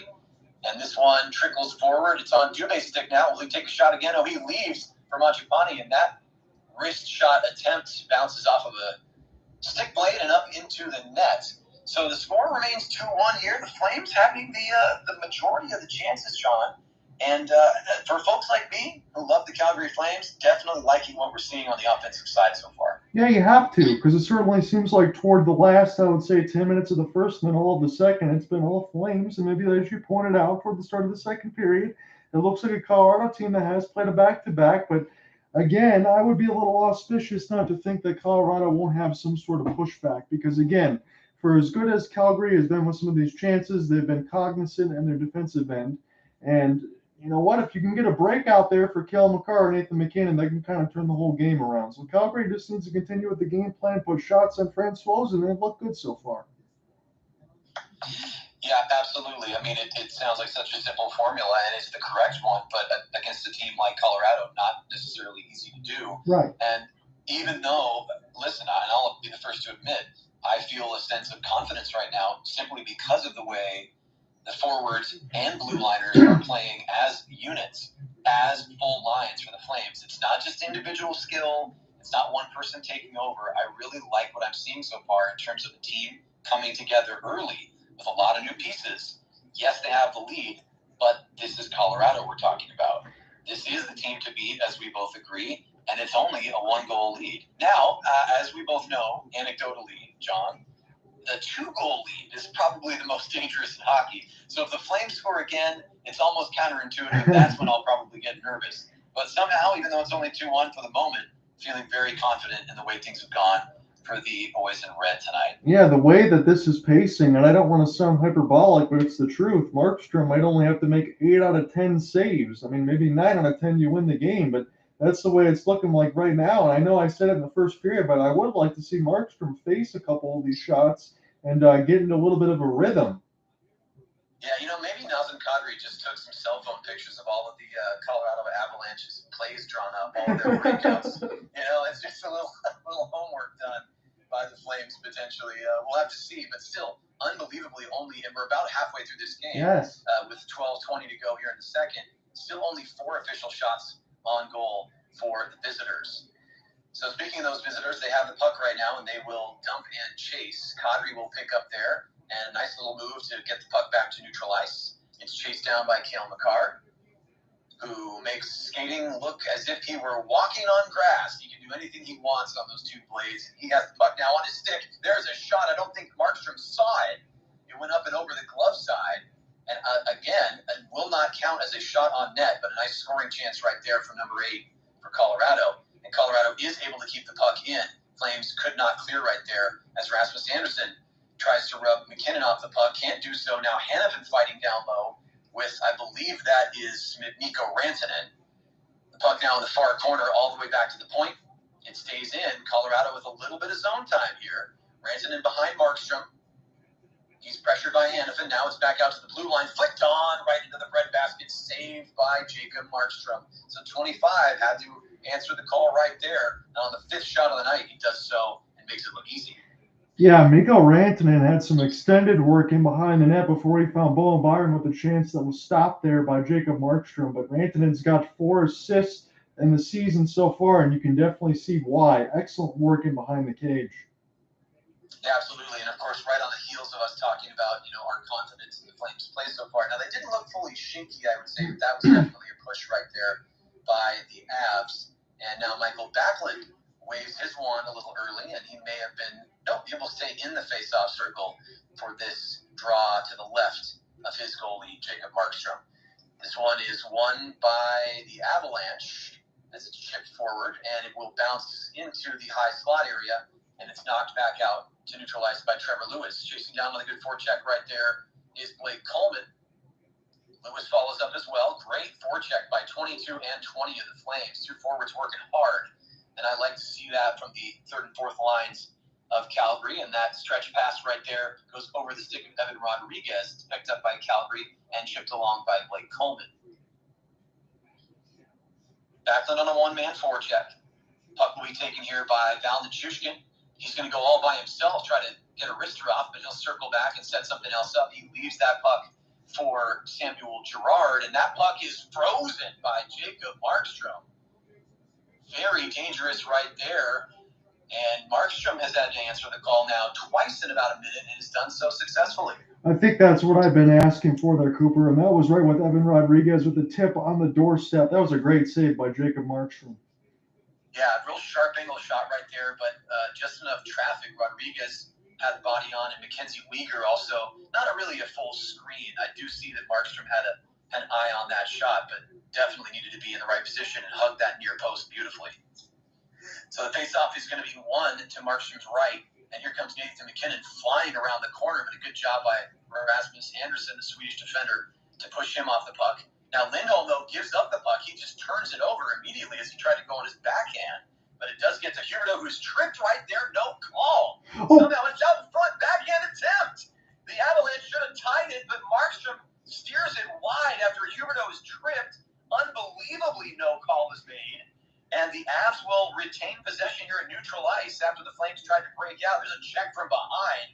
Huberdeau doesn't like that he didn't get the call. He checks from behind, and the puck goes up and out of play. So a lot of action during that shift right there, John.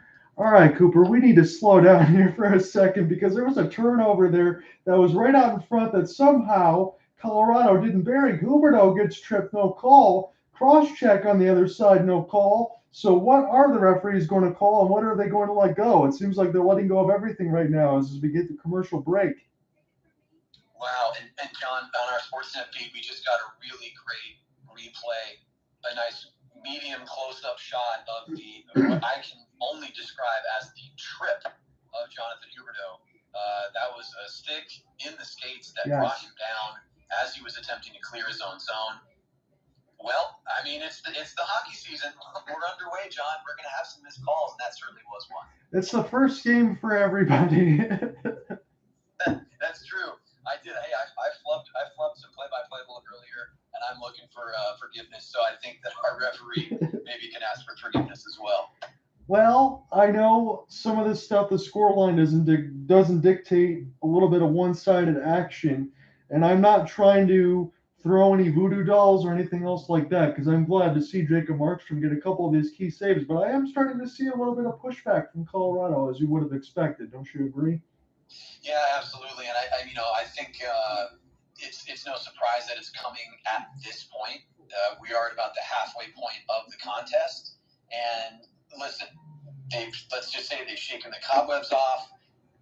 Chicago is not going to be a world beater this year, but hey, it's still an NHL team. Mm-hmm. You have to get ready for. They just had a huge night last night. The Avalanche did at home in Denver, where they unveiled their Stanley Cup championship banner. Received their rings, the adoration from their fans. Mark Hoppus of Blink-182 was in the building because of how they played and sang all the small things during their games. With that beautiful hockey superstition carrying them all the way to the cup. So much emotion. I think that now in this game, just the course of what they would describe as a regular road NHL game, Colorado is settled in, and the Flames are going to have to push back right now as we have 9:57 to go here in the second. Now 7 shots for Colorado, which was just 4 a couple of minutes ago, 18 still for the Flames. And the puck is taken by Colorado and knocked to the near corner.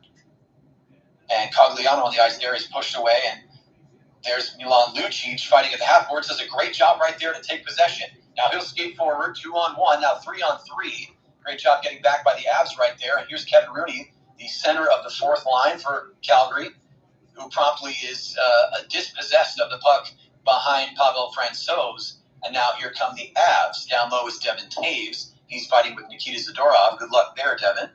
And the puck is possessed by Zadorov, but it's still trapped in some skates. Fighting as well is Brett Ritchie. And coming out of that corner is Kevin Rooney. He'll skate it away to neutral ice.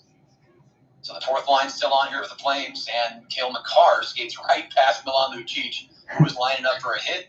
And that one went by the wayside because Cale Makar is fast.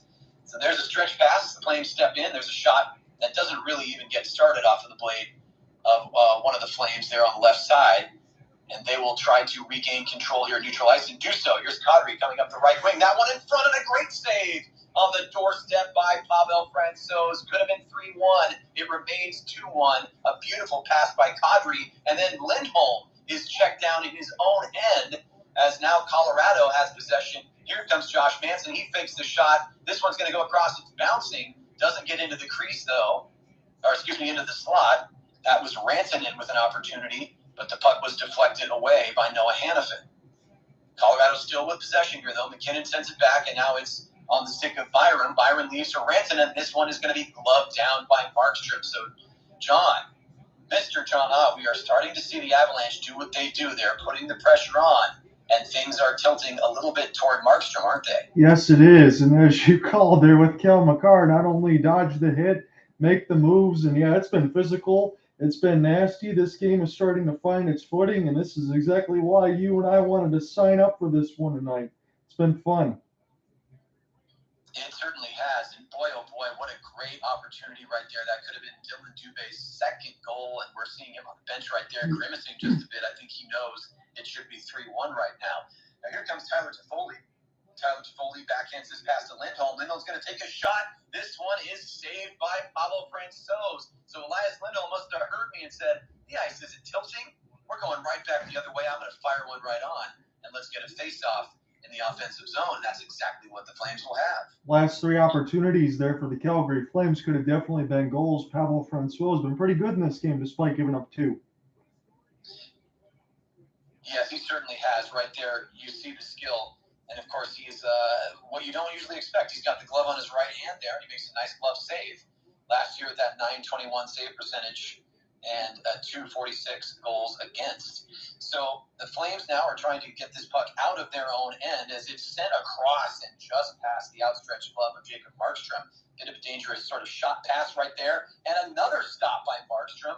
All of a sudden, now the puck is loose, or we just have some extracurricular in the blue paint. Mackenzie Weegar taking exception to someone's comment, and that's Nichushkin, who has to be directed away by Chris Tanev. And when Chris Tanev speaks, you best listen, and things have calmed down. Oh, quite a moment right there. The first real extracurricular of the game there, John. Yeah, I don't know why the referees were all over Mackenzie Weegar on that one. I see a cross check there, but again, they want them to get away from their goaltender, and then a little bit of a Billy Smith impression there for Markstrom. A couple of whacks in there in front of the paint on Evan Rodriguez. I love it. Oh, Mark, he's got a little fire. He's got a little fire. He's going to show it when he gets the opportunity.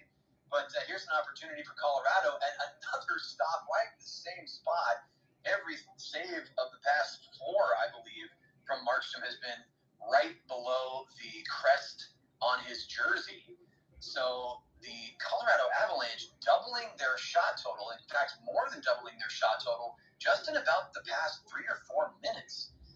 So we're starting to see those numbers tick up in another face-off win. Here's Cale Makar's wrister. That one bounces off bodies. This one goes wide of Markstrom's net. 7 minutes, 25 seconds to go here in the second. 20 shots for Calgary, now 9 for Colorado. Stepping in on the backhand, penalty called is Nathan MacKinnon. And Rasmus Andersson dives on McKinnon's collarbone.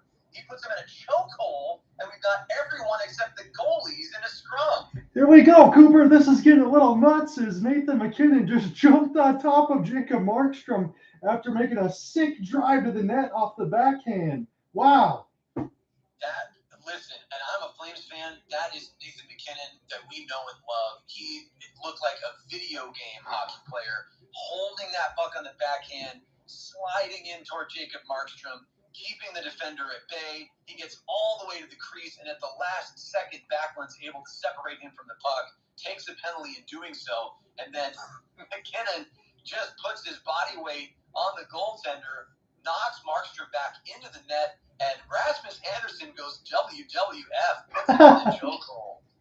I'm so glad that we did this game. I'm so glad they were able to join me here for this. So, Cooper Hopkins, your play-by-play man, John out here with you on color, and we got some players in the box right now that we need to get sorted out. Yes, we do. It looks like we're going to have Backlund for the initial penalty against MacKinnon, which I believe is a hold. Then we're going to have roughing against Rasmus Andersson. So 2 Swedes in the box for the home team. And MacKinnon himself is going in for 2 for goaltender interference, I believe, for a little extra push of Jacob Markstrom. Now, is this going to be a 5-on-4 power play for Colorado, John, or are we going to see a 4-on-3 here? That's what I'm trying to figure out here, if it's going to be a 4-on-3. Very interesting. So one of the referees who they've been in the action tonight, especially if you ask Dylan Dubé, they're having a conversation with Markstrom to explain what he can expect here. Yes, and it is a penalty against Backlund for holding, and then offsetting roughing penalties for Andersson and MacKinnon. Now, the face-off will come outside of the Flames zone. So this will be near the players' benches. 2 minutes on the man advantage for Colorado, and we are going to see a 5-on-4 man advantage for the visiting squad. This one is won cleanly, as many of the recent face-offs have been by Colorado. And this one is set up by Cale Makar. No surprise, he is immediately on the ice for this power play, and the Avalanche will break out. On the ice for the Flames, Elias Lindholm and Chris Tanev. Blowing a tire in the corner is one of the Avs. Couldn't get a number on that one, please excuse me. And that was Makar, I believe. Now, the Avalanche possessed once again. There's a shot down low. That one is blocked by Tanev. And then a second shot attempt, I think, goes off the elbow of Jacob Markstrom. That one was from really close. Great stop by number 25. But another shot attempt right here and deflected. And unbelievable save! I was going to say they scored, John. I think we just got a paddle stop by Jacob Markstrom. I am flabbergasted. What a stop! Jacob Markstrom, grand larceny. How did he stop that from going across the red line? The left side of the faceoff dot was wide open for Evan Rodriguez to fire shots. Got deflected out in front off the second opportunity. And now we're going to get a look at it on the Sportsnet feed. So Rantanen right on the doorstep. I think he just hit the outside of the bar and then it slid across the blue pane as the action is going to be coming underway. Yeah, so the faceoff coming to the right of Markstrom, and I have just enough time to say it looked by all rights that Jacob Markstrom had a diving paddle save, but in fact, Rantanen did a borderline Kachuk impression, pulled that puck back on his backhand. As there's a shot right there, goes to the left of Markstrom. Rantanen had a great opportunity and should have tied it, but he hit the outside of the net. Now here come the Flames. It's Mangiapane. He's going to put some pressure on. He's got possession of the puck, takes a shot right there, and there's a save by Francouz.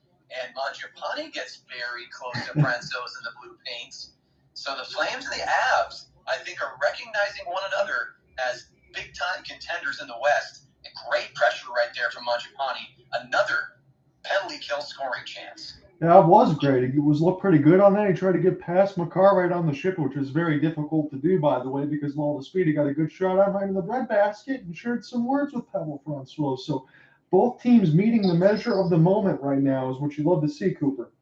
Absolutely. So Mangiapane proverbially buzzed the tower right there. Francouz probably had a word or two for him as he passed by after the save. And yet again, the Colorado Avalanche win the faceoff, which was to the left of their goaltender. And they have 43 seconds remaining in their power play. Just under 6 minutes to go here as not one, but four players are down in the far corner. And play will be whistled down. I'm looking at Alex Newhook. I'm seeing Nikita Zadorov. Okay, make that three players down, two Avs and one Flame. And the puck was piled underneath those bodies, so we'll get a face-off. And now they're talking with Blake Coleman on the Sportsnet feed. I don't know if there's going to be any extracurricular that's going to come from this. Yeah, let's take another look there. As Zadorov gets a body on, I believe, Newhook, and diving across was Bowen Byram. So he's on top of Zadorov. Tanev was in on the play, but he stayed on his skates. And Coleman appears to just about a question potentially. I just saw Newhook take a couple of sticks right to the face. Yes, he did. I think that was Blake Coleman's stick shaft. And here comes Mikko Rantanen, but he can't possess the puck into the offensive zone, and the Flames are able to clear. So lots going on here with 5:40 to play in the second. 21 shots, Calgary 10 for Colorado. Still a 2-1 game. The Flames with the lead, courtesy of number 29, Dylan Dubé, on a snipe in the first period. Now the Flames able to chip it out, up and over Makar, but Makar's able to track back, gets this over to Val Nichushkin. Now Nichushkin skating in on the left side. He tries the backhand attempt. Markstrom slides across and stops that shot. Now coming in, there's a shot blocked by, I think, Weegar, and the penalty has expired. Now it's a breakaway. Anderson all alone. Anderson scores! 5-hole makes it 3-1. What a sequence, John. This is an incredible contest, and the Flames make it 3-1. This feels like a playoff game, and what a move there, and what an outlet pass. To be able to finish that off, Rasmus Anderson makes it 3-1. Who made that bullet pass is what I want to know, because that was a hell of a stop there by Markstrom in a great sequence. Boy, I'm getting a look at it right here. So Markstrom makes another huge save. Hannafin taps that puck forward. Now the shot is blocked by Weegar. Mackenzie Weegar. The man with the Weegar blocks the shot and stretch passes to Wow. Rasmus Anderson, who's out of the box, and he fakes that forehand, deeks, and comes back to the 5-hole and just burns Francouz. And that's an incredible shot by a defender. Unbelievable play right there. And on their 22nd shot, the Flames are now up 3-1. 4:50 to go here in the second period, and play is whistled dead. John, the Flames are buzzing. The Avs just were buzzing, and now I'm buzzing, having just seen that play. Unbelievable. So it's Anderson out of the box right now. Perfectly timed. So does not only Mackenzie Weegar get the shot block, he gets the pass, and also hits Anderson right out of the box. Man, that was highlight reel stuff. I mean, we're getting a commercial break at just the right time. I just have to gather myself because so much took place in the last 5 minutes of this period. I mean, all the extracurricular, incredible opportunities, some of the best scoring opportunities of the game, regardless of whether the shots got through, the positioning by the players on Colorado's lines, their shot attempts, the move by, I believe it was Rantanen, the backhand to forehand, which he sent wide of the net, could have tied the game, yet the Flames somehow, and Markstrom stepping up, you basically predicted it, my friend. Markstrom stepping up huge when needed after a period and a half of just basically reading a newspaper at the crease. Just pick a magazine, grab your iPad, Jacob, he makes an unbelievable stop. Then you have blocked shots by the Flames in the high slot. Mackenzie Weegar on his knees, stretch passes 2/3 of the ice to his teammate coming out of the box. Rasmus Andersson makes no mistake. My gosh, Sean, that was unreal. All right, Cooper, we know we talked about this stuff on Instagram, trying to relay schedules and things like that. I know life happens and things like that, but I know we circled this one on the calendar. Did you expect it to be this good thus far? You know what, to be honest, and I have the receipts, as the kids say these days. I texted a friend of mine. I actually didn't have a ton of faith. I thought the Flames might not gel right away with all of the changes that we've talked about. Until we're blue in the face, we've talked about how much has changed for Calgary. I didn't expect them to come out and look this good. They look playoff ready right now. And Mackenzie Weegar with a fist in the air as we're back to the Sportsnet feed here on Twitter and watching all of this unfold at the Saddle Dome. Mackenzie Weegar has fit right in and is a huge, huge piece for this Flames team. A shot block, a bullet pass, and a finish there by Rasmus Andersson. That is just glorious. Absolutely. And Anderson's now back on the ice. The Flames have won the faceoff. They try to dump and chase. It's picked up by Colorado, but then taken right out in front by the Calgary Flames. Here's Nazem Kadri. He tries to drop off. He's going to hold, and that left-handed shot hits some bodies in front. Francouz had the glove up. Looks like he had an eye on it, but it never got to him. Now breaking out 2-on-2 are the Avs. This one's going to be left by Newhook. He drops it off for Girard. Girard chips it around into the far corner. Girard calls for that puck with the blade of the stick way high in the air and sends a wrister to Markstrom, and he handles that one with ease. And Nazem Kadri appealing for potentially some interference there, but no call will be made. But nice individual play. Nazem Kadri has really worked hard tonight. And even though he's not on the score sheet, I've loved his game. Yeah, he was one of those ones that we called very early here, Cooper. He's probably been the most noticeable player between both teams. And we've had a series of highlights that we can talk about here in second intermission, no doubt. Absolutely. No, this is so exciting. Now we have Lindholm, who's going to take on face-off against Ben Myers. Curtis McDermott being a defender, he's unlikely to be taking face-offs. And now the Avalanche have the puck, and they are streaking in toward Jacob Markstrom. On the backhand right there was Avalanche-Flames. He cycles around. He's going to drop this one off for Bowen Byram. His shot attempt bounces off the body and is back at the Flaming Sea at center ice. Now blowing a tire is one of the Avs and actually takes out to Foley. It's a one-on-one the other way. Luckily, the Calgary Flames are able to settle things down and regain control. Now Elias Lindholm with it. Chips it forward. That one's between the skates of Huberdeau, who has not been as noticeable here in the second period. We're getting some ice time right now with the top trio of forwards for Calgary. Speaking of trio, 3:33 remaining in this second period. 22 shots for Calgary and another trio. 3 goals for Calgary, just 1 for the Colorado Avalanche on 12 shots. So back in front of Markstrom are the Flames. Here's a stretch pass. This one's all the way up to Kevin Rooney. So the Flames go from line 1 to line 4. And now they look to possess and neutralize and will do so. Rasmus Andersson back out. Extended shift here for him as Rooney chases down. And now Lucic looks to fight for the puck in the near corner to the left of Francouz, but can't come up with it. Here comes Nathan McKinnon. McKinnon at center ice with the pass across. This one's chipped forward to Rantanen, but pushed off the puck there by Andersson. Brett Ritchie fighting at the half boards. Noah Hannafin trying to close down. That's Rantanen in the trapezoid. Possession going back and forth now. Held by Colorado, though. The backhand pass to the side of the net, to the left of Markstrom. taken by Rantanen. This one goes all the way back out to Devin Taves.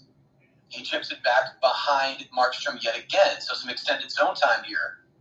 This has happened multiple times throughout the period as we have 2:20 to go here in the second. Shot from the right point, trickles through, unable to find it was Cogliano. If he found it, he would have had a clear shot from right in front of Markstrom. Now Taves will settle a spicy pass. He gets this one back over to Makar, I believe, and possession is lost. The Flames will elect to just dump this one back to neutral ice.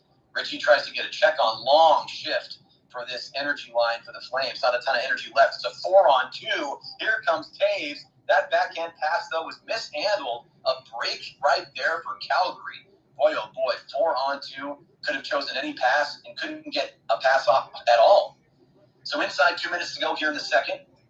Coming up with the puck on the left side is Andrew Cogliano. There's a pass to the crease, and there's a save by Markstrom, rebound, but it's controlled by Nikita Zadorov. Now Coleman has the puck for Calgary. He'll go cross ice. This one's over to Michael Backlund, chips ahead. Streaking in is Trevor Lewis. Trevor Lewis is going to be pressured there by Johnson and Girard. Girard comes up with it. Inside 90 seconds to go in the second. Some unbroken play here. I'm getting tested on the play-by-play side. I know John Ott can handle it, so it's my job to do my best. And Mackenzie Weegar, once again, does his best and clears this puck down with perfect draw weight, no icing. Girard has to play it. Trevor Lewis on the forecheck, and we now have a minute to play in the second period in this 3-1 hockey game. A nice steal right there by Dylan Dubé. He's had a great game. Here's Kadri streaking in. He's separated from the puck by Samuel Girard. So 50 seconds to go here. Now the Flames at the far half boards. They pick up again. It's held into the left point. That shot doesn't make it through. Now behind the net, cycling around is Andrew Mangiapane. There's a shot, and someone comes flying in. It's Nazem Kadri. A huge collision with Francouz. I'm not even sure how he got in that position. Was he cross-checked, John? It looks like we're having a penalty one way or the other. I'm going to look at this here, and the only way I could see him conceivably flying across all of our television sets is being cross-checked. So he's been all over the ice, and I think he might have gotten bumped into. We're taking another look here. Oh, he got cross-checked right into Francouz, and that wasn't even called. That was a brutal-looking hit, and now we do have a penalty. Yes, we do. Yeah, it was difficult to see. The hand was only up for a moment, I think, because of the contact Eric Johnson between Kadri and France. So that was actually Eric Johnson, who gave that cross-check. That's a dirty play. It's his former teammate. Dangerous play. Sends the opponent into his own goalie. I mean, just a foolish play right there. Could have been retribution for something. I'm sure Kadri will be asked about that after the game. But for now, we have 33 seconds in the second period, and the Flames are on another power play, and 10 seconds have elapsed. Here comes Rasmus Andersson, who has goal number 3 for the Flames. He will drop this one back to assistant captain Elias Lindholm, who has trouble corralling the puck. And he will settle down. And on his right-hand shot, he will tap this across. But the puck does not stay in the Colorado Avalanche zone for long.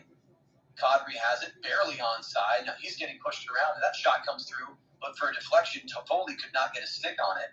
2 seconds, 1 second, and the period will come to a close. And my gosh, I need a break. I will speak for myself. What a period. What action. Goal scoring, hits, penalties, extracurricular. Jacob Markstrom taking some shots. Checks. John, we have so much to cover. It is 3-1 Flames. That's all I know, my friend. Both goalies should be very thankful today that they have their full set of gear on because they were both shoved into the net. That last play, I want to just go over that really quick there. So for Eric Johnson and Nazem Kadri, when he got cross-checked into Pavel Francouz, that's an absolutely dirty play. And that was absolutely the same type of play when Kadri got knocked into Jordan Binnington and then was getting all those stupid threats on Twitter. You cannot do that to players like that and force them into the crossbar. I don't know why that happened, but I hope, Cooper, like you said, they ask about that when that game is done. Because he's been all over the ice. He might have been an irritant, but that's exactly how you don't respond if you're Eric Johnson. Stupid play. Yeah, stupid play says it all. And really the first time we've said his name tonight, not something that I would have expected at that moment. Listen, I know they're competitors now, but you won a Stanley Cup together. This is just a forward making a standard play in the offensive zone, skating near the crease, but would have not been anywhere near colliding with your goaltender until you put him on a path to do so. It's just very dangerous. I'm glad it didn't. The outcome was not worse for anyone, but the penalty was absolutely deserved.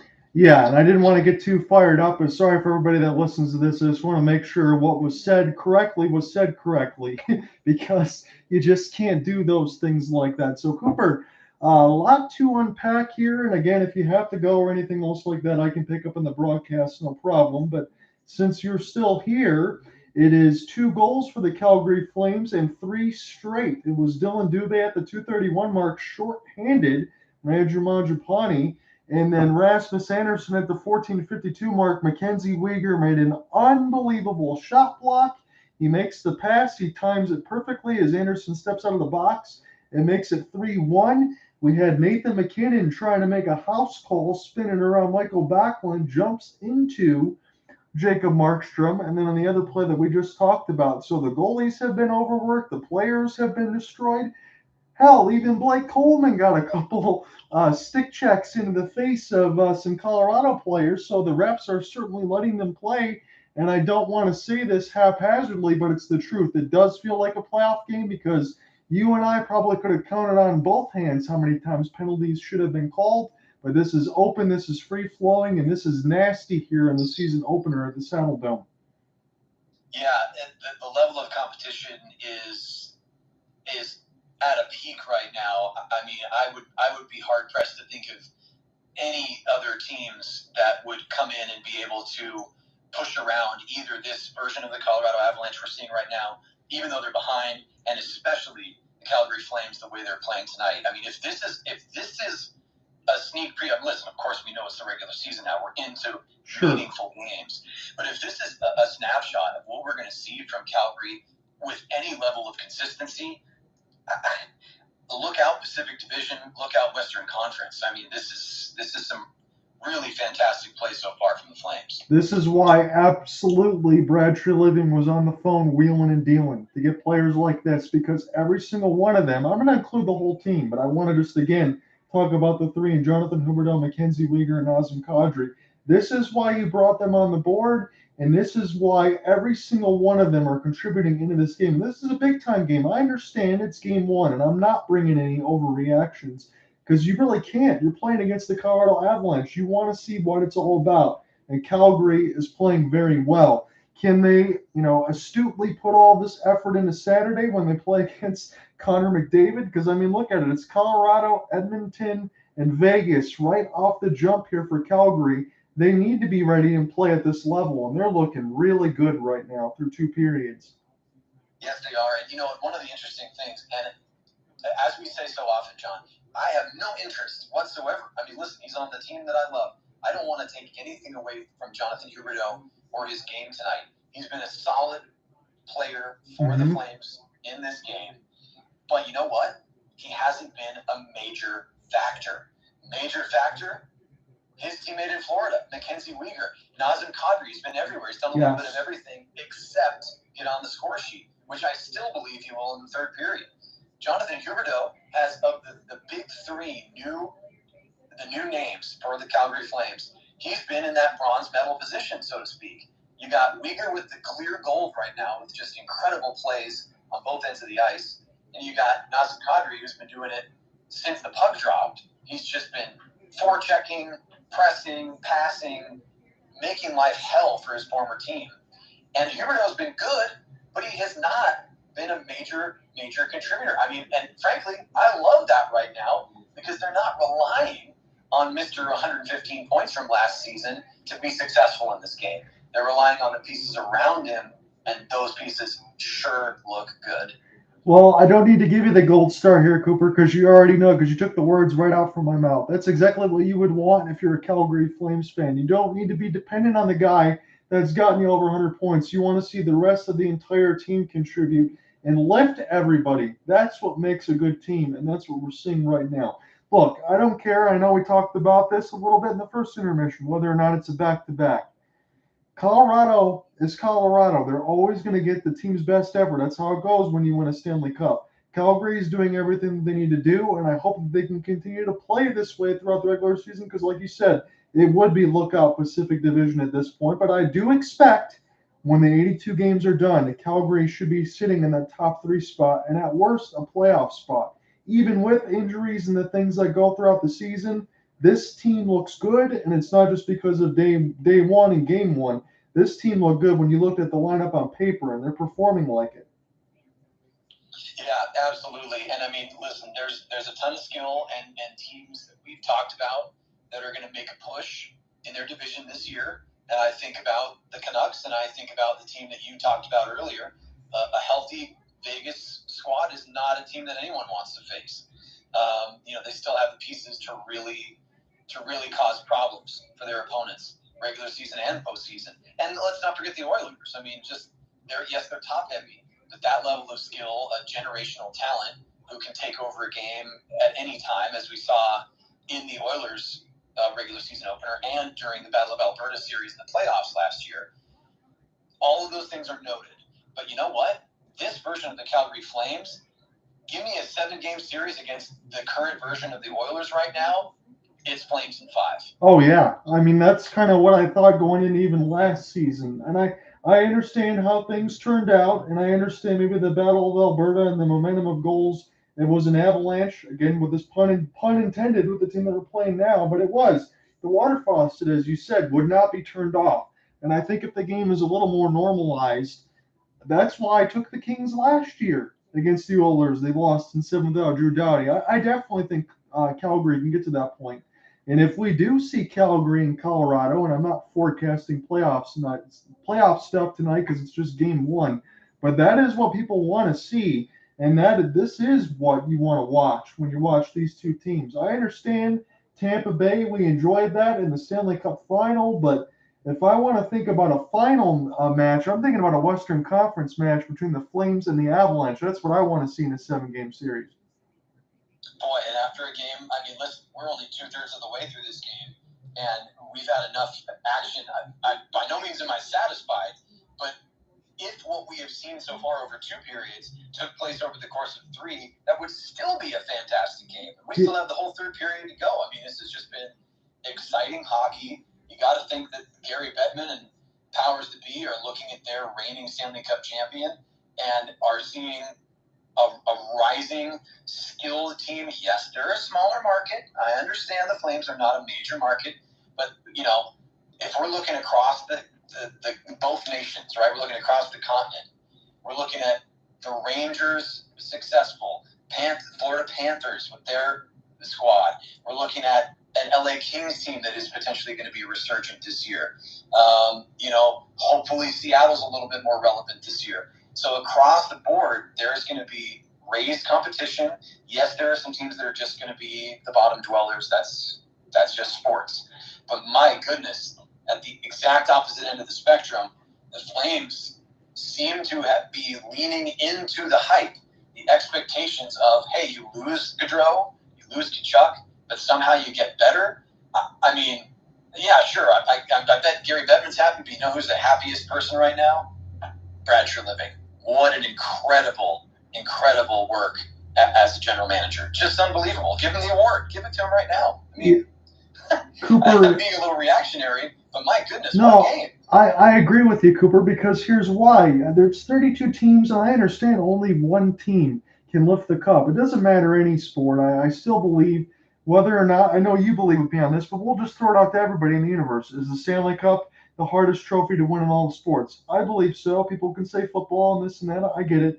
But how do you go through losing 200-plus point players and then having Brad Treliving try to fit all this stuff in, try to get them all locked up, by the way, 8 years, 7 years, respectively, for the Nazem Kadri thing, and just, okay, boys, let's go out night one against the Colorado Avalanche, and then, oh, by the way, and I'm sorry I keep hitting the repeat button, between the Edmonton Oilers and the Vegas Golden Knights, but that's your competition in the Western Conference. These are the teams that you're going to have to go through, and these are the teams that Calgary is going to play in the playoffs, and they have to, regular season or not. What's really impressed me here, Cooper, and I know you have to really be enjoying this, and I'm honestly enjoying this too. They have not shied away from goal scoring. physicality, defense, attention to detail. They have taken every punch, and again, I know Colorado hasn't thrown a lot of offensive punches, but I'm just saying in general, the way they play, every single method of play that Colorado can bring to you, and Calgary is showing them, hey, we're here to stay, and we're not going anywhere, and we're not going to hesitate, we're not going to back down. That's what I love to see in this game more than the score line either way across. Calgary is matching Colorado step for step in the intensity, and this is night one, and this is a game that matters, and that's what I wanted to see in the opening, and that's why I asked you, are they going to take this game personal? And you're saying they're probably just finding their footing, and I agree with you, but it certainly seems like after the second period, they are taking this personal, and they are getting that punch back. Yeah, I mean, and that was us talking after the first intermission. Right. I felt like my response fit the style of play at that point. The needle points back to you, my friend. I think that there is a very personal piece here. Even though the Flames and Avalanche are playing with emotion, they're still letting their skill, their technique and team play drive the way that they're approaching, their opportunities, particularly in the offensive zone, but for the Flames as well. The way they stopped the Colorado Avalanche in that second period, when they experienced a hard push, a playoff-like push, when it matters the most. We've seen Colorado do this and manhandle teams. We've seen them impose their will on their opponents, and they were attempting to do that. Understandably, they were attempting. It's their job to do that. It's what Jared Bednar got them to do so well that they won the hardest trophy to win in sports. But the Flames pushed right back. Jacob Markstrom did get a little bit of sweat going right when you predicted it. Mm-hmm. It's almost like you've done this before, John. When you do a few of these every year, you almost knew that it was coming. And it did come, and they had the answers. And all of this being said, as impressive as the Flames have been, we still have 20 minutes to play. Yes, we do. It's still the Colorado Avalanche. And as I said before, maybe I'm going to kick myself for having tempted the hockey gods by saying it out loud. That 2-goal lead can be the most dangerous lead in hockey. But as long as the Flames don't sit back, which they haven't at all, they have not for a minute in this game sat back. So if they just stay on their toes and come out ready for puck drop here in the third period, I think we're going to see some more exciting hockey, and I believe the Flames will close it out. That's what I'm hoping so on both ends of this. And Cooper, again, I just want to say thank you for joining me today on this opening night for the Calgary Flames. I'm glad that we were able to do this game together. I was looking forward to this since the start of this NHL season. No, this is John. This is more than I could have hoped for from an opening night game, as we get a beautiful shot of the aged Scotiabank Saddledome, but still as a beautiful skyline, that roof line, unmistakable. We can see the ice behind Ryan Leslie and the Sportsnet crew. And I am excited about what we're going to see not only in the next 20 minutes, but as we move forward here. And I know we don't get to do a ton of regular season games together. I would like to make it a priority to do as many as we possibly can. I'm excited, even though it's a classic Cooper and John broadcast. It's just you and I doing our thing tonight, but we know that some folks are going to hear this after the game and get your excellent coverage about this game. And there's going to be so many things to touch on. It's just a cornucopia of options for you as a sports writer. And like we said, only 40 minutes into a 60-minute game here. And I will say that's my preface to saying, unbelievably, I do unfortunately have to step away in just a handful of minutes. So I will hand off play-by-play to you. But I would love to jump back on either for the Battle of Alberta or a game in this coming week where we can recap everything we've seen here tonight. All right, if you want to jump on for Saturday, or as always, let me know on Instagram. I will drop what I'm doing to broadcast the game with you, brother. So I appreciate it. Likewise, my friend. Listen, while we have the break, I will give you the reins right now, and that is a pun because Calgary is known as Cowtown. So to all the cowboys and gals and people out there, the Flames have taken the reins as well, and that, as a fan, is what I could only have hoped to see. I didn't fully even expect this level of play so quickly.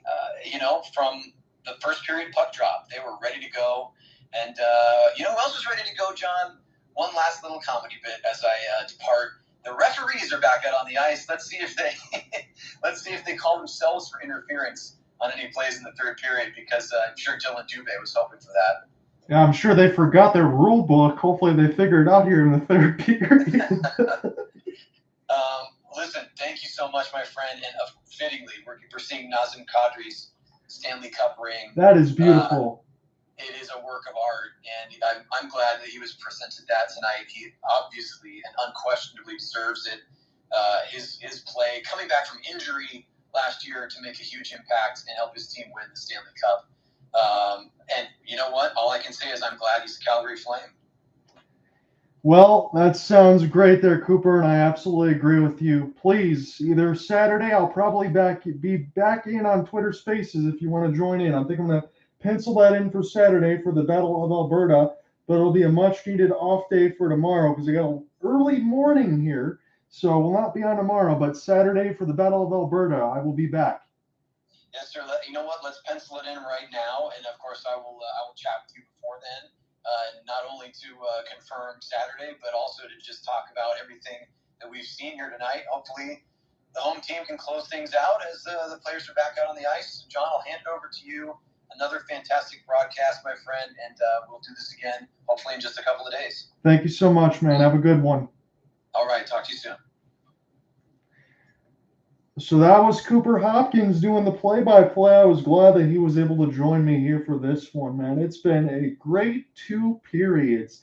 It doesn't really matter what side of the score line or what team you're rooting for at this point. I know Cooper is the man for Calgary there, and God bless him for all of that, for the power play and the color and everything else that he brings, because he is absolutely top-notch. It's so fun to be able to work that game together. And I really don't care that I don't get some of their time to type the notes, because we get a chance to go back and forth in the intermissions. That is the best of the best of the best. So I'm going to be with you until this game is done, and then we will get full coverage at hopelesssportsguy.wordpress.com. So he's got 2 periods and 2 intermissions under his belt. So that's going to segue me right into this third period. So I will get my depth charts and everything else all set up here. It has been pretty incredible here for what we've seen. So Bowen Byram opened the scoring at the 139 mark from Devin Taves and Nathan McKinnon. Then it was Brett Ritchie, Milan Lucic, and Mackenzie Weegar. Dylan Dubé shorthanded from Majapani, and Rasmus Anderson right out of the box from a beautiful pass from Mackenzie Weegar and shot block. Made it 3-1, and that's where we are on puck drop right now, as we're really getting set to go underway in this third at Scotiabank Saddledome. So Calgary will be on the power play for about a minute, as this gets handcuffed down to Jacob Markstrom, and he's going to play this with the goal stick, but nobody was almost there. And now Tyler Toffoli is going to have to go back to pick this one up. Toffoli, he's going to be going right to left across your radio dial, and the Calgary is in the all reds, orange, and white, and then the maroon and cerulean there, but the white jerseys there for Colorado this time on the away. They did play the back-to-back against the Blackhawks, where they won the previous game, but Calgary's feeding them their lunch right now. We'll see if Colorado makes the push. Rasmus Anderson holding, try to play a cross pass there for Nazem Kadri, and this goes back as Calgary will move this around in between Anderson and Huberdeau, and they play crisscross as we got the power play line numero uno out there for Calgary. It's Kadri now, Rasmus Anderson, Huberdeau one more time in the high slot, and the shot is whistled wide as Kadri picks it up, plays it to Anderson on the high slide blue line. Huberdeau cross pass back to Anderson. Kadri with a big scores! Calgary scores on the power play, and I think that one was deflected by Tyler Toffoli. It's 4-1 Flames, and Erik Johnson could do nothing but look with the sour face, and it's one of those ones going into that intermission that we talked about. That was a very poor penalty and a very dangerous play for Erik Johnson to make on Nazem Kadri right off the doorstep, deflected right in front. And he might have honestly taken a high stick by Cale Makar. Yes, he did, but he still scored it. So Tyler Toffoli makes it 4-1 Flames. 4 unanswered goals here for Calgary in their home opener at Scotiabank Saddledome. So we're going to double check on this side just to make everything else is clear and good, because Huberdeau is saying, wait a minute, we got the high stick, but he scored the goal, but the high stick was after the puck was in. So would you get a bonus power play? That's what Calgary's trying to figure out. Nathan McKinnon is none too pleased. So I would assume this is going to go against the Colorado Avalanche. So the goal was scored. It was Tyler Toffoli right on the doorstep, and Kale McCarr got the stick right into the mouth of Toffoli, and he did that after the puck was in. So Kale McCarr is indeed going to the box. And Colorado, look, I know it's just night one, but they just seemingly be shooting themselves in the foot every single time here, taking uncharacteristic penalties that are just either blatantly stupid or just in one of those situations where uncharacteristic, they're being too casual. And Kale McCarr's already taken two of these.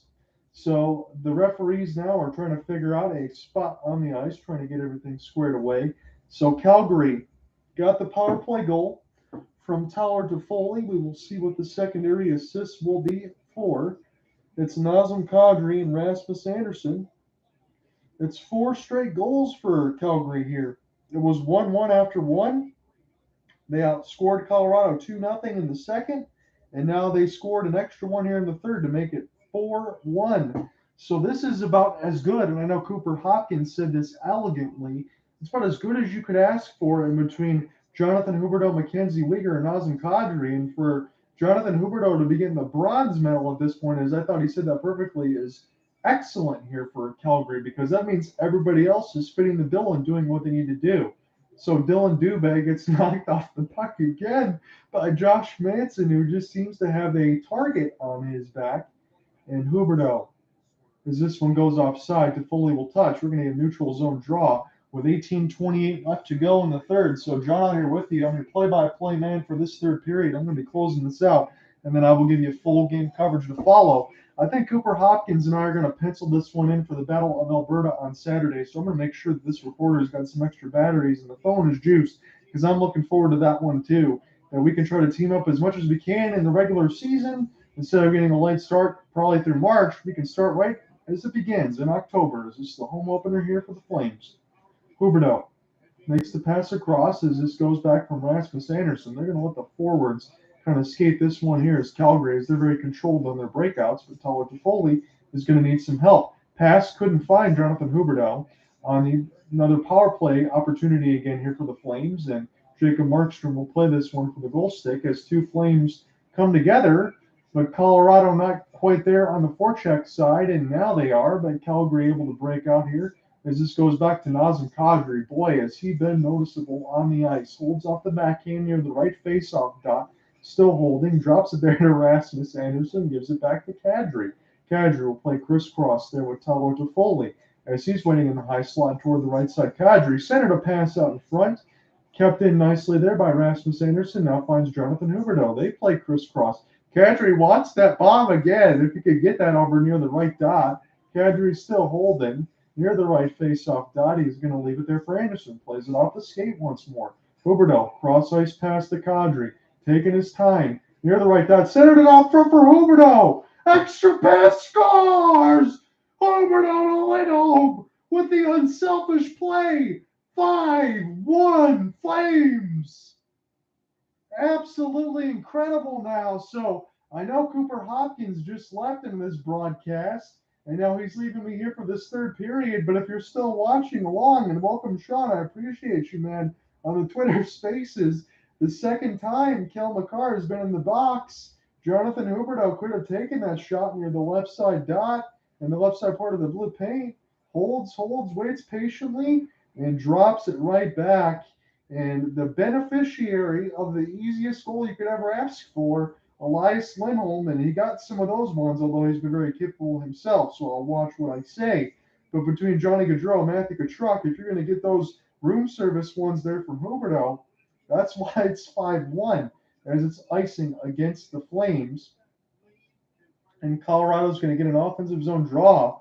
So Pavel Francouz has given up 5.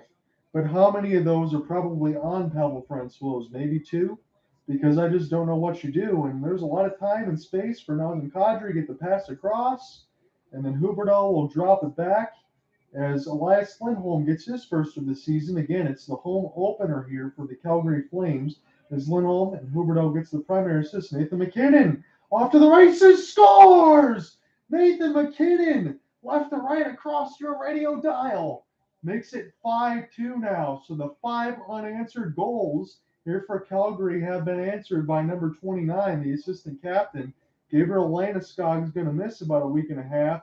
So Nathan MacKinnon silences the crowd a little bit, but Calgary still enjoying a 3-goal lead with 16:52 left to go in the third. I mean, he's all alone. There's no way that Christopher Tanev or anyone else can catch up to him. He was looking like Connor McDavid with that speed. And if you want to think about Nathan MacKinnon and Cale Makar, probably number 2 and 3 in comparison to that player pool in the NHL.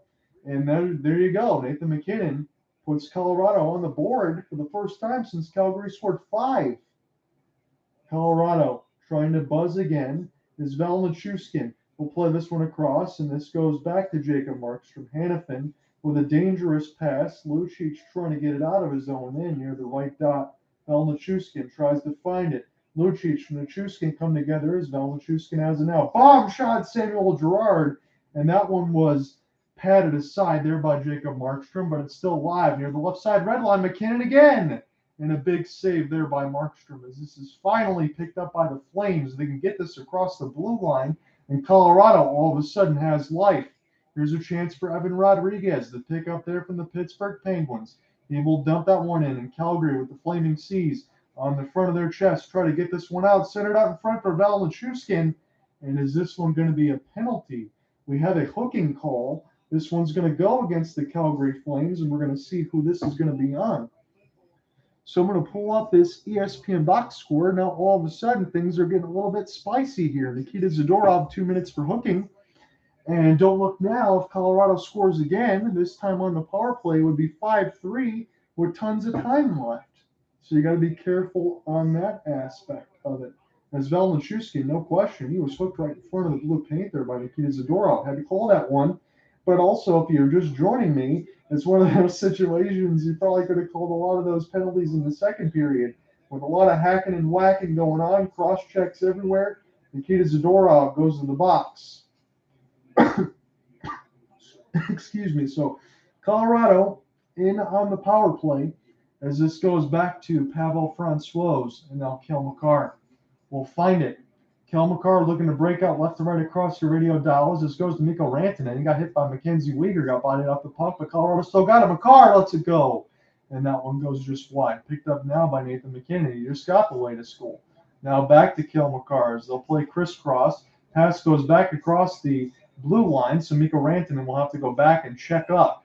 And now it's icing. So that was kind of careless there by Colorado as they just couldn't find it. And now Calgary will have an offensive zone draw, although they're shorthanded with $1:22 left to go on Colorado's power play as Nathan MacKinnon just made it a 5-2 game. Right now, ESPN box score has it listed as unassisted. Elias Lindholm, the latest one before that at 247 on the power play from Jonathan Huberdeau. So Avalanche win the defensive zone draw. The one situation that you can talk about in this game is Colorado's been very good in their own end when it comes to draws, and maybe I'll have time to bring that one up for you.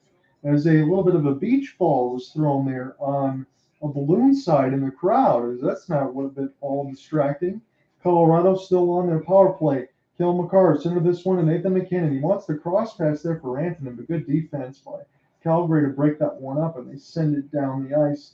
14:40 left to go. Pavel Francouz way out of his goal crease to play an entry-level pass as this goes back in the Calgary defensive zone. And what a hit by Zadorov as he cleaned out one of the Colorado Avalanche.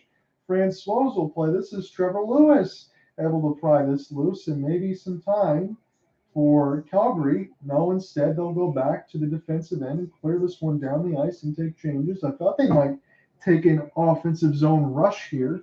But they're going to play it safe with a 3-goal lead with 14:05 left to go in the third. It's 25 shots on the shot board. Calgary's got 5.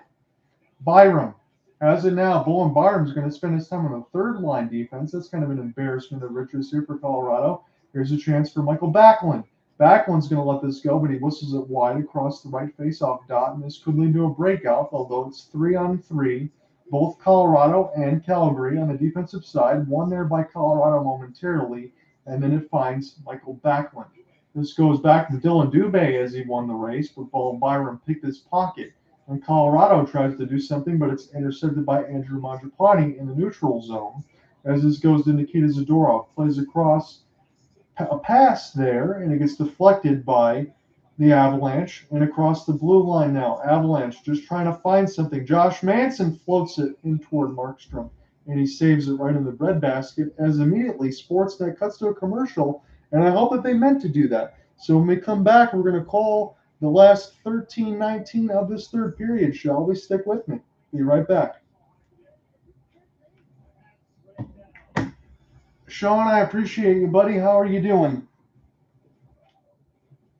I was joined by Cooper Hopkins. He had the call of the first two periods, and we went through two intermissions, and then he had to leave and check out. So I think on Saturday we will be back on Twitter Spaces for the Battle of Alberta, as Calgary will head to Edmonton to play there another regular season game, but this time on Saturday. So that was a 5-game series last year that was dominated by the Edmonton Oilers for the most part. They won 4 straight. Games 2, 3, 4, and 5. We'll see how that rivalry gets renewed here on Saturday. The biggest assessment that I can tell you in this game was Nazem Kadri, Jonathan Huberdeau, and Mackenzie Weegar. Those are the new pieces that general manager for the Calgary Flames, Brad Treliving, had to work with in this game. And they've all shown out very well. And I thought, as my partner had said before he had to leave, the fact that Jonathan Huberdeau, a man that has over 115 points last year, the Florida Panthers, the fact that he has the bronze medal is the point where Calgary has a 5-2 lead. So if the best player out of the three is performing the least amount and the rest of the team has stepped up, that puts you in a really good situation. That's where we're at right now.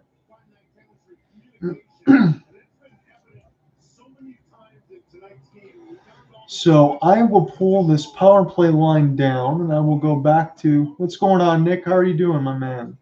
I will go back to the Calgary Flames side of this depth chart. So we got this both in front of us on the CBS Sports. I appreciate that. I will be an off day on Friday, and I will be back on Saturday, probably with Cooper Hopkins for the Battle of Alberta. But we got 13-12 left to go in this third period. I'm watching the Sportsnet feed on ESPN Plus if you want to follow along. You got altitude on Denver as well if you want to check that.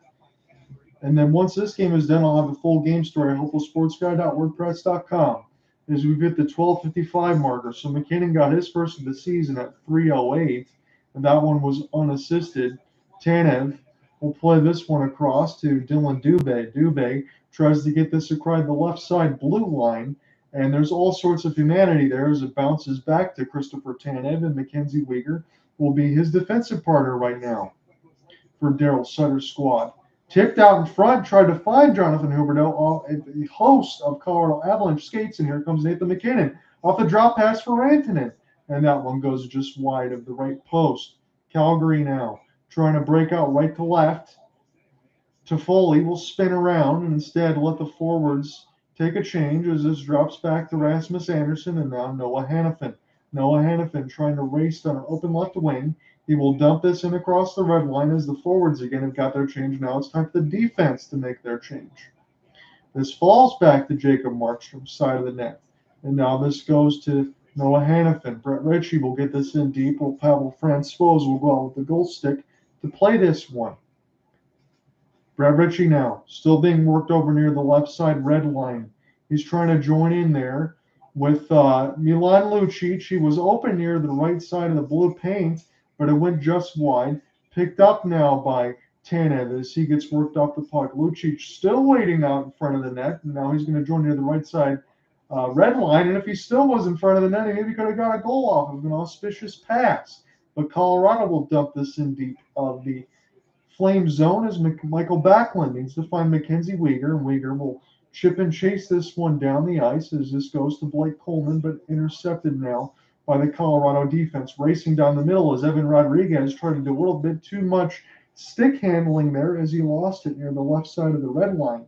As we've hit the 11-minute marker of the third period, it's 5-2 Calgary Flames. Colorado scored the first. Calgary had 5 unanswered, and the latest goal comes from Nathan MacKinnon on the Colorado Avalanche. If this scoreline holds, Colorado will fall to 1-1 in the season. They're playing a back-to-back where they wiped out the Chicago Blackhawks last night. This is the Flames' home opener at the Scotiabank Saddledome. Michael Stone will hold this puck, and the refs are going to blow this dead at 10:35 because if you're getting stuck in front of the net and you don't move enough, the refs have the right to have that entitled whistle. And boy, it seems like they've certainly let a few of those things go when they could have thrown some whistles. There was some stick checks and some fighting. And I won't say this lightly, in between Pavel Francouz and Jacob Markstrom, who are your goaltenders for Colorado and Calgary respectively, they've been shoved in the net and also punched in the head in this game. So all the intrigue that you would have expected, and hell, this could have been your matchup if Calgary won the Battle of Alberta in the third round of the playoffs, if Calgary and Colorado would have met. This is the same intrigue that I would have been expecting here on opening night.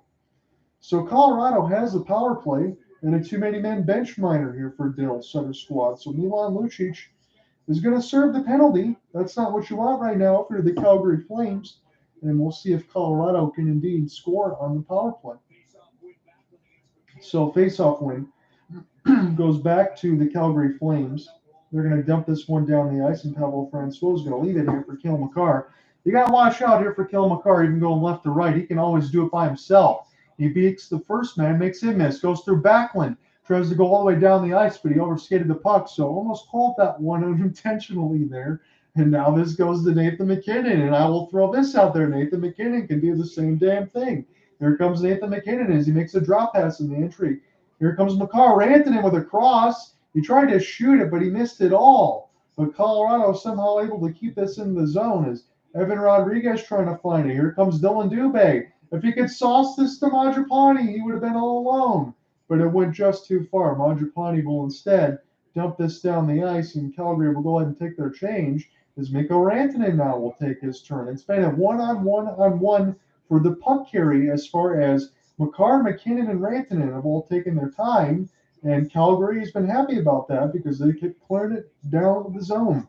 As Colorado's power play is now down to 45 seconds. Devin Taves will find this for Mikko Rantanen. Nice back pass there to Val Nichushkin. Holding off the backhand, Devin Taves will flutter this ahead as it goes to Rantanen. Nichushkin now with Taves. Cross pass, slap shot, and I think McKinnon's twig broke in half. The pass circled through the blue paint as it fell to Val Nichushkin. Now holding near the right side dot. Centered out in front, and Colorado scores! Val Nichushkin. That was some great puck movement there by Colorado. An unfortunate stick break, but somehow Colorado able to stay with it. And a careless too-many-men bench minor. Now Colorado has scored 2 straight goals. It's 5-3. So this game is not over yet. And ever since Cooper Hopkins has left me on this broadcast, this is one of those situations where Colorado scored 2 straight. Nick, if you're still on here, you can join me on the Twitter Spaces side. I think we're going to be doing this game on Twitter Spaces, as we are right now, of course, and then Saturday's game on Twitter Spaces, where I think he's going to join me as well. We got the first 2 periods together. I'm on my side for the third period right now if you want to join on that side, because I know the audio will probably be better. Back into the action right now. The third of the season already for Val Nichushkin. He had a couple power play goals yesterday against the Chicago Blackhawks. Mikko Rantanen's got his 5th assist, and we're not even through 2 games. So 8:35 left to go in this third period. Picked up now, Lindholm will get this one down the ice as this finds Pavel Francouz. And Colorado now will check up. All of a sudden, this is a hockey game again. It's 5-3 with 8:20 left to go in the third. 25-20 is the shot board now as Colorado is finding their inroads here, even on the shot board. They've got the last 2. Mangiapane's pass was dangerous. It was gloved down there by Hanifin. Mangiapane finds it now, partially tripped, but the play is still live as this goes back to Colorado now. Picked up now by Byram as he dumps this one deep into the zone. 7:55 remaining here in the third. Colorado scored the last 2. Dangerous out in front, but picked up by Mangiapane. It's 1-on-2 the other way. Trying to hold off the backhand and got stick lifted expertly there by Manson. Now Evan Rodriguez off the backhand. Leave it there. Looking for a cross pass from Logan O'Connor and a good old-fashioned hip check. 2-on-1 developing. Dylan Dubé. He could have been the pass, but they elected to shoot instead, and Francois made the save as this falls back to Nikita Zadorov, former Colorado Avalanche, now to Christopher Canev, as Calgary's defense has chipped in. And serving a couple extra cross checks there is Josh Manson. Every time he's on the ice right now, things get a little physical. Colorado now, they still got time. 7-10. McKinnon somehow found his way through to Rantanen, and Rantanen got that pass and that shot from McKinnon somehow, but Markstrom made the save. That was a big one at that. We're going to go to the commercial break. It's now 5-3. Colorado's pressing. We'll see who gets this one.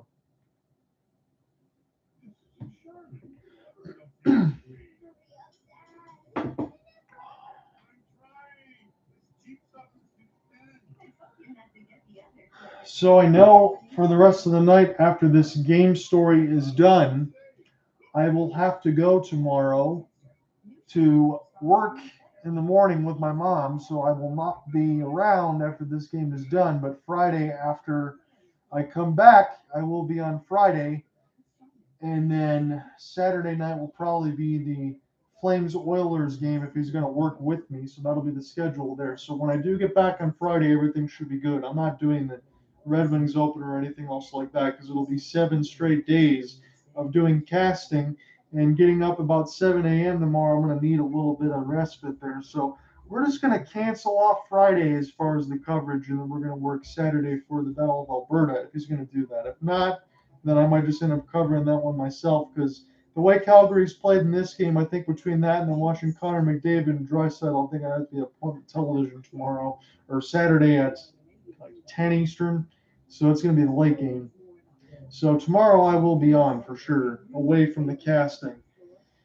So this is a good game so far.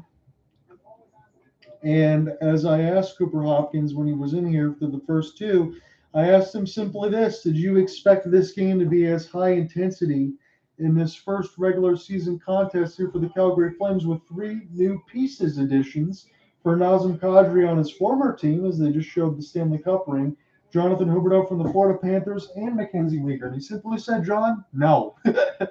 So he didn't expect all of this right now, but again, it is Colorado. You're waiting for that pushback, and you're seeing it right now. Back into the official action at 7:09 left to go in this third period.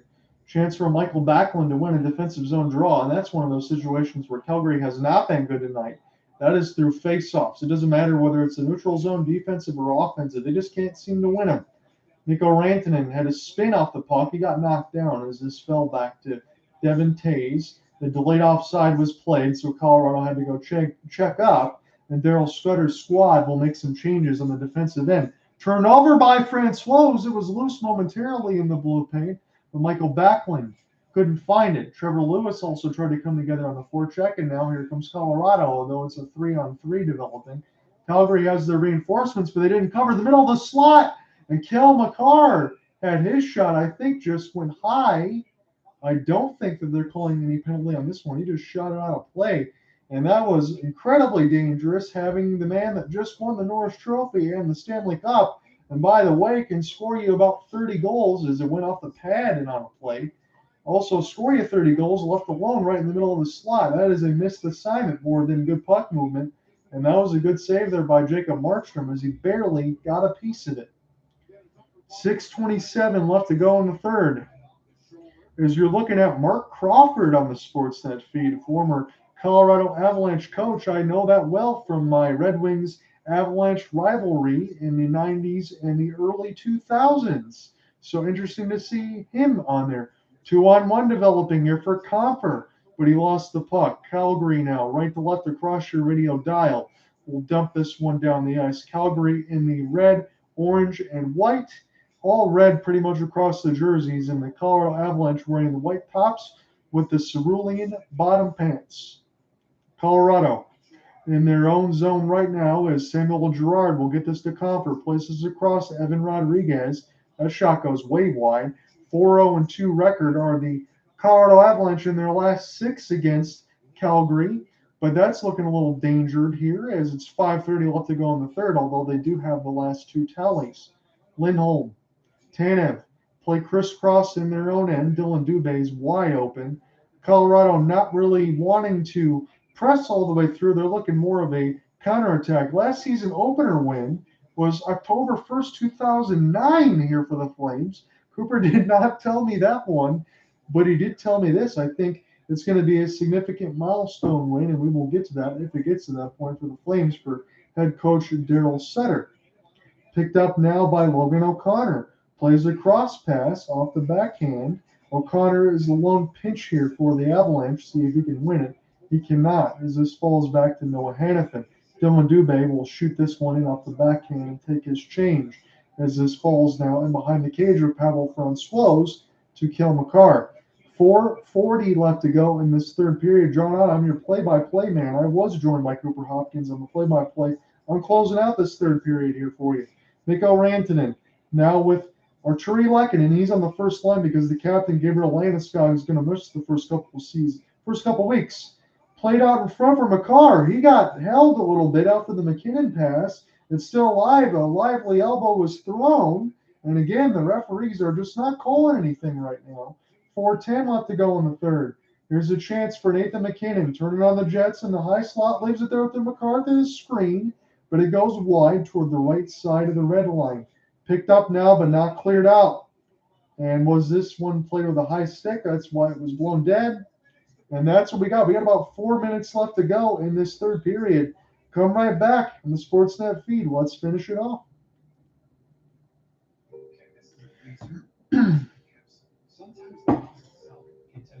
Let's check this again. Thank you to anyone that's following along on the YouTube side and the Colorcast side. I will probably be back Saturday for the Battle of Alberta, probably around 10 Eastern. Cooper Hopkins should be doing the play-by-play for that one. We're probably going to be able to get a few more games together because we're not starting like I started Colorcast in January. We're starting this at the beginning of the year. We're going to kind of move around between Colorcast and Twitter Spaces. So you can follow at Cooper Hopkins or at John Ryan on Twitter to be able to catch any of that, just in case if you're following along on Twitter Spaces or if not on Colorcast. I'm going to bounce around a little bit as I notice, in all honesty, we'll just leave it like this. Some of the preeminent players that used to work on that Colorcast app are starting to leave, and I'll try to find avenues elsewhere to get eyes and ears. We did get a few other ones that popped through, and again, Nick, as always, I appreciate it. We did get a few other ones that would pop through here and there, but if I'm being honest, not exactly sure whether or not they were bots or actually people. At least 3 or 4 people, but I think one of them was bots really through the first period. So whether how it goes, I think a lot of these people right now are using this Twitter space as we're in a commercial break as an avenue to jump into a particular topic where a bunch of people are. They all follow each other and then try to just mass communicate and jump into a space. And I don't know if I want to do that in particular, especially if it's like a political or bot account, just to try to get followers. So we'll see how that one goes. I also think I have a little bit of other followers. They're not exactly followers, let's just say, since I've been starting on Twitter side, more of the OnlyFans variety. And that's why this is not on the official broadcast yet. This is only just on the Twitter space side because I wouldn't dare put that on my Spotify feed, but I'll just leave it at that.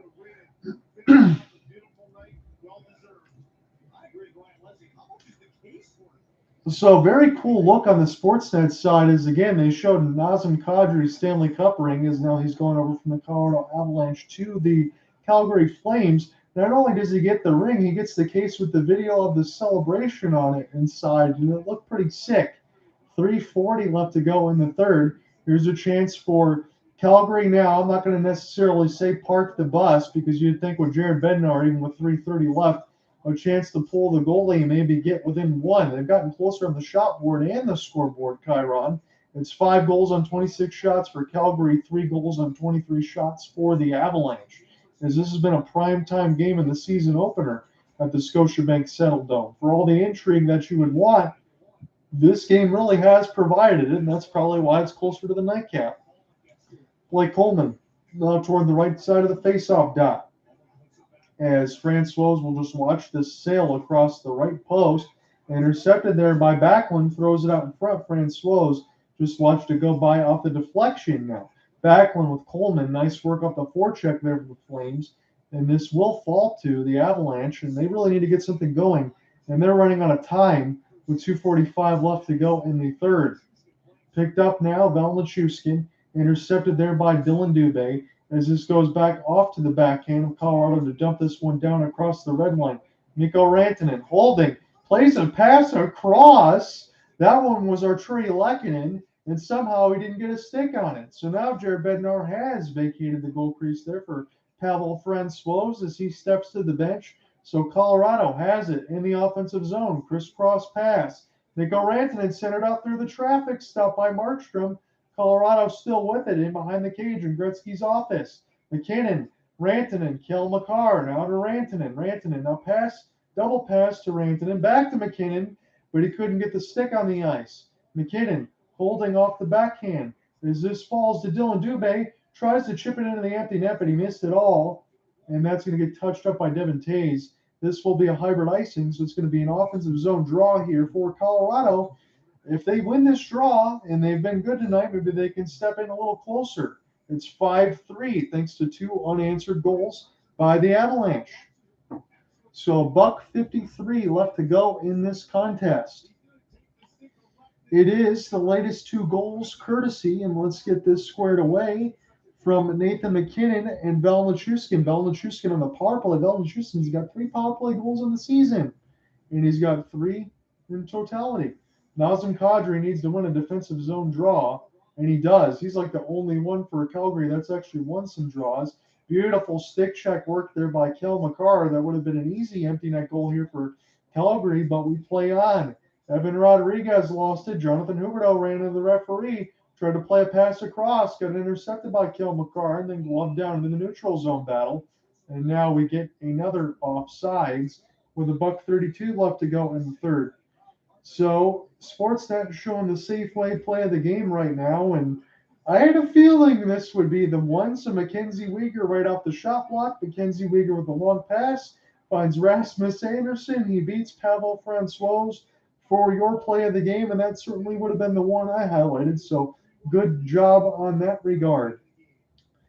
There is still a lot left to be said, unless Calgary gets an empty netter here with $1.32 left to go in the third.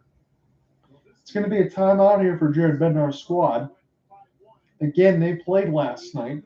They got a win over the Chicago Blackhawks. It was a 5-2 win at Ball Arena in the season opener. And then they travel across to Calgary here, so they're in danger of falling to 1-1 on the season.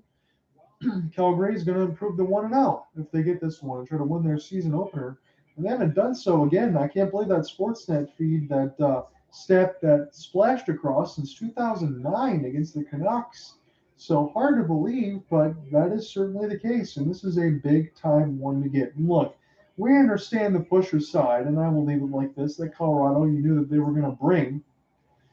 But a win is a win is a win if you're going to get it against the defending Stanley Cup champions. And certainly, I don't think there's any Calgary fan that would roll a side eye with a little bit of a comeback here for Colorado if they get this win. That'll be big. And then you can move on and think about the Edmonton Oilers here on Saturday once the job gets done. So $1.26 left to go. It's still going to be another offensive zone draw here. We've still got some work to do for the Calgary Flames, at least, to win some defensive zone draws where they've not been very good at it.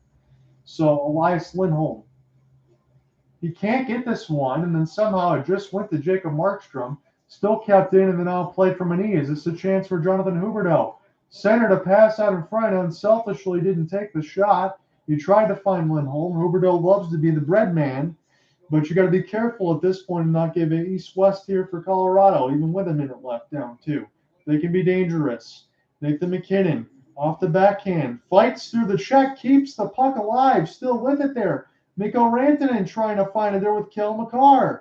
Valenchuskin now on the blue paint, but this is picked up by the Flaming Sea. Now Kel McCarr, Nathan McKinnon, headed chipped out in front. Mikko Rantanen trying to find it with Valenchuskin as this goes to Nathan McKinnon. Colorado needs a couple of goals. They got 35 seconds to work with in the empty net pool. Centered out in front, big stop by Markstrom. Can this be cleared and fluttered down the empty net for the pretty much salted away part of it? No. 28 seconds left to go in this third. Although the Flames still up by 2, they have to deal with back-to-back-to-back icings as the shot board has gotten ever closer. But again, as Cooper said, there's so much to unpack in this game, so I will have my work cut out for me when the full story will be done at hopelesssportsguy.wordpress.com. So I hope you stick around for that one. That gets posted a little bit later today because we've already hit the Friday marker. Slap shot got blocked out in front and it almost was a glove save. It was. Markstrom catches that right in the red basket. McKinnon with a bomb, and it was held. And there was yet another face-off win here by the Avalanche. As sliding across was Jacob Markstrom. He slid to the right post and then made the glove save toward the left post side of it. So he saw it all the way, even though he slid the wrong way. McKinnon looking on an open right wing. Try to see if they can get something here set up for his shot. That's what Jared Bednar's squad wanted there. As we get 20 seconds left to go in this third. And this feels like this is taking forever because of all of these draws. And we get a hooking penalty. So I believe this one is going to go against Arturi Lehkonen. He is going to the box. So hook and hold right off the draw. That's what we have right now, and that one was easily called. 5-3, Flames are on the power play. So this should pretty much seal it here for Calgary in their home opener as Arturi Lehkonen takes a hooking penalty with 20 seconds left to go. We will see if Calgary can get any extra points. They've been good on the power play, attacking about 50%. Again, this will go against, 30% now, or if I do my math correctly, once this is done, because it's going to count as a 2 for 5, but it is what it is. Everybody's standing here at Scotiabank Saddledome, and they are saluting their Flames, and they should feel very good about this one. It's a 5-3 victory for the Flames, and this was one especially going into that second period, boys and girls, where it got physical, it got nasty, and this felt like a playoff atmosphere. And again, I don't say this lightly here because it's just game one for the Calgary Flames. But if they can get that type of effort from Huberdeau, Weegar, and Kadri, along with everyone else that's already been there, like Majapani and Backlund and all of that, and Jacob Markstrom, you'd have to feel pretty good. So whether or not Cooper Hopkins will be here on Saturday, I think I will be alive there for the Battle of Alberta. So join me on Saturday night on Twitter Spaces when we get that one going. We will see you then. Have a good one, everybody. Peace. We will talk to you soon.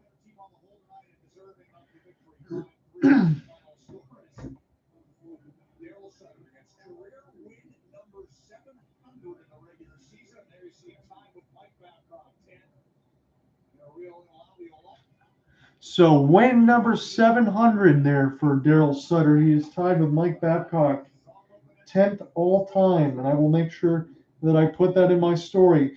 As always, guys, I appreciate you following along. Your final score tonight, the Calgary Flames win this one 5-3, and they survive a late push from the Colorado Avalanche.